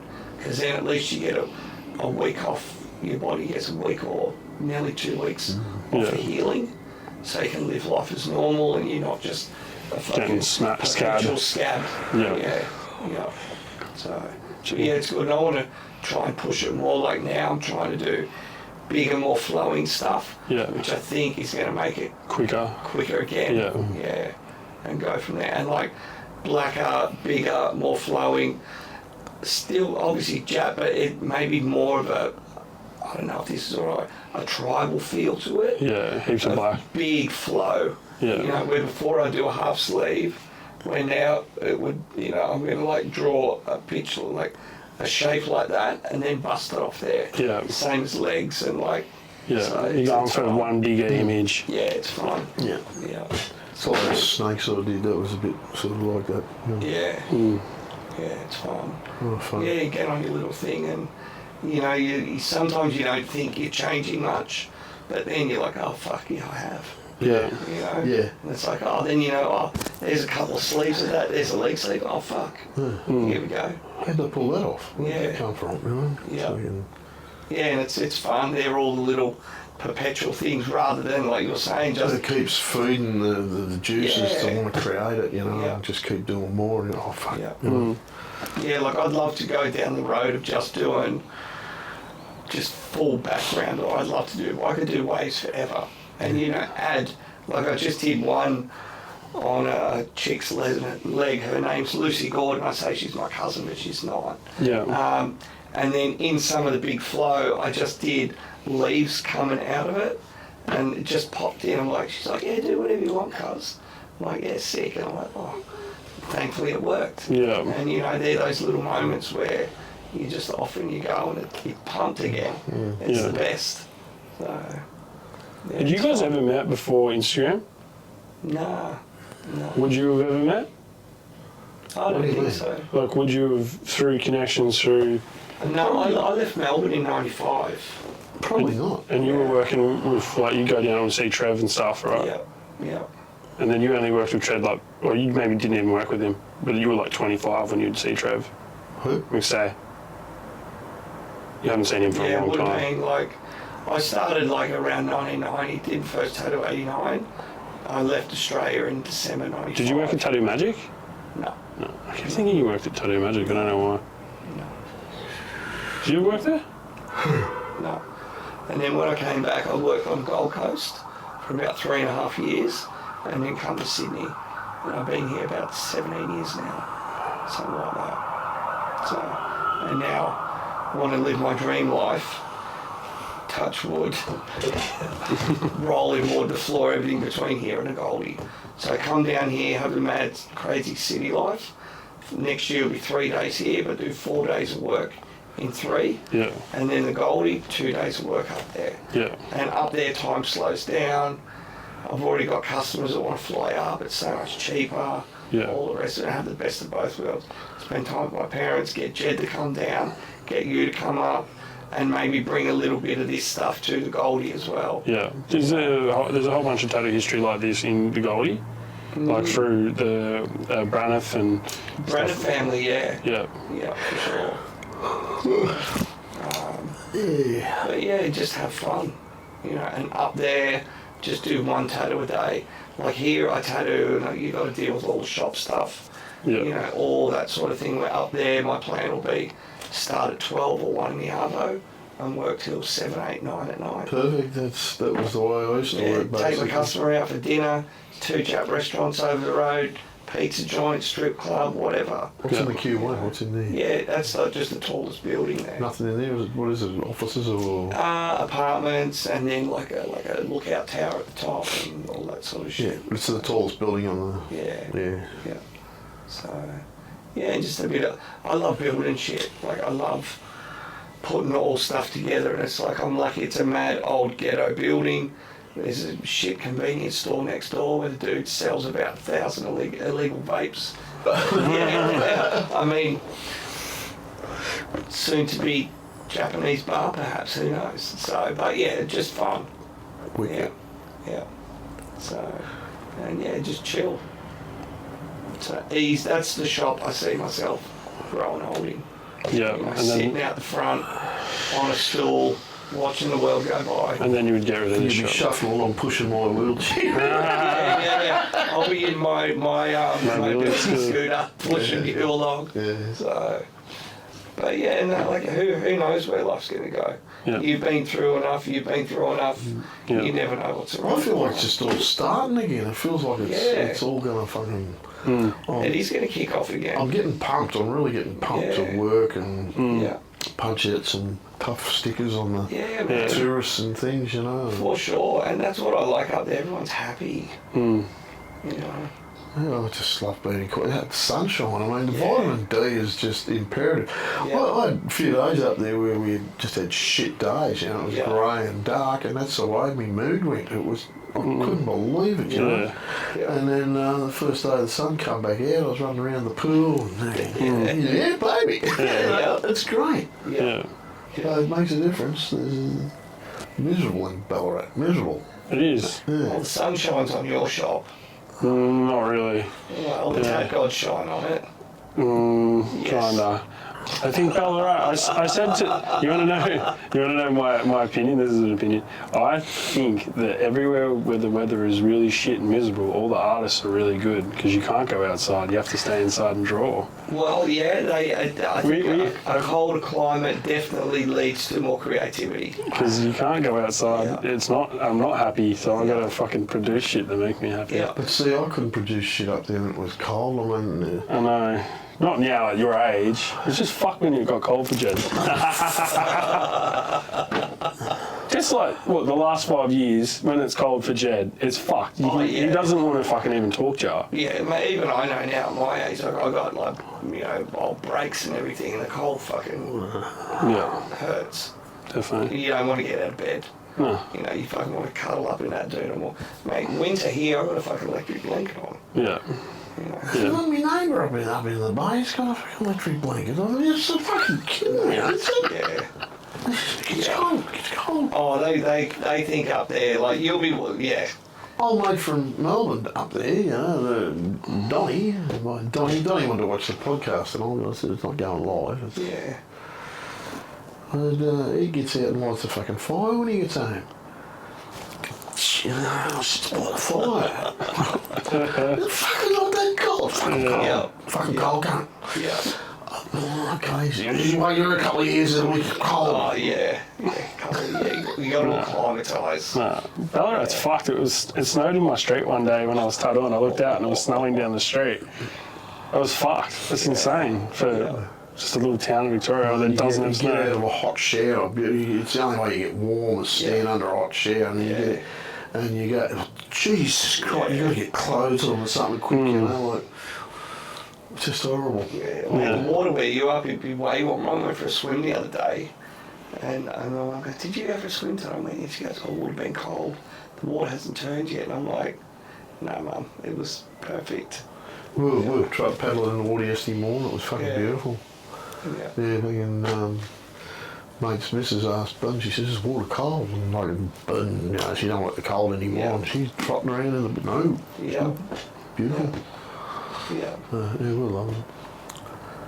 So good, you know, like, fucking just walk down the beach in the morning with the dog, you know, and shit like that. That's Norman's enjoying it. Norman, yeah. Yeah, he gets the shits when you don't take him. He comes and tells you he wants to go for a walk. Come on, well, let's go, you know. Like, too tired, fuck off, can't wait. Slinks away, you know, like just kick the shit out of him. He'd be missing the tattoo shop. Yeah, he used to launch onto the couch in the evening. He used to. I looked after him for a month when Jed went to Thailand. He just sat on the couch at the shop. And then at Jed's, if he wasn't there, it's just weird. He'd be on the couch. Yeah. He's a good dog. He's got such a personality. Yeah, we thought he was a human. He'd look at you like he fucking knew you, you know? He knows Jed. Look at them doughy fucking eyes, like, oh, Yeah. fuck off. All right, I'm calling it. But seriously, thank you say my thanks for coming down. Thanks. For coming over as well. Thank you for having me. And, It's good, I look Reece. forward to it. Yeah, we appreciate you, man. You give a fuck, so it's good. Yeah, Yeah, mate, you got we it. spoke about that a few Yeah. times, and you know how you sort of you care about it, you know, and it's For me, it's natural. It's easy. You know. Yeah. people that don't love it, I can't understand them, you know. Like, Yeah. so I just couldn't hang on to stuff. I couldn't feel like I could look. I didn't feel responsible enough to look after some of the history that I had that I've given away. It is. Technically, I own it, but not really. I'm like the custodian. Custodian and all For the time now. being. Yeah, well, I was funny. I was talking about that today.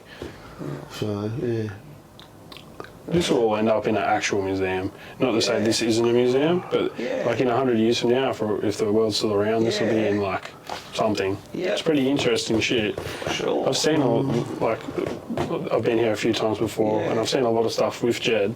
Yeah. And We want to get up to higher ground. The East Coast's going to get flooded when it all goes down. true. End of the world, brah. Don't you watch Instagram? Yeah. Jed sends me reels. He probably sends you them too. Sometimes, Sometimes. Yeah. Well, the end of the world is coming sooner or later. Can't go on forever. No. All right.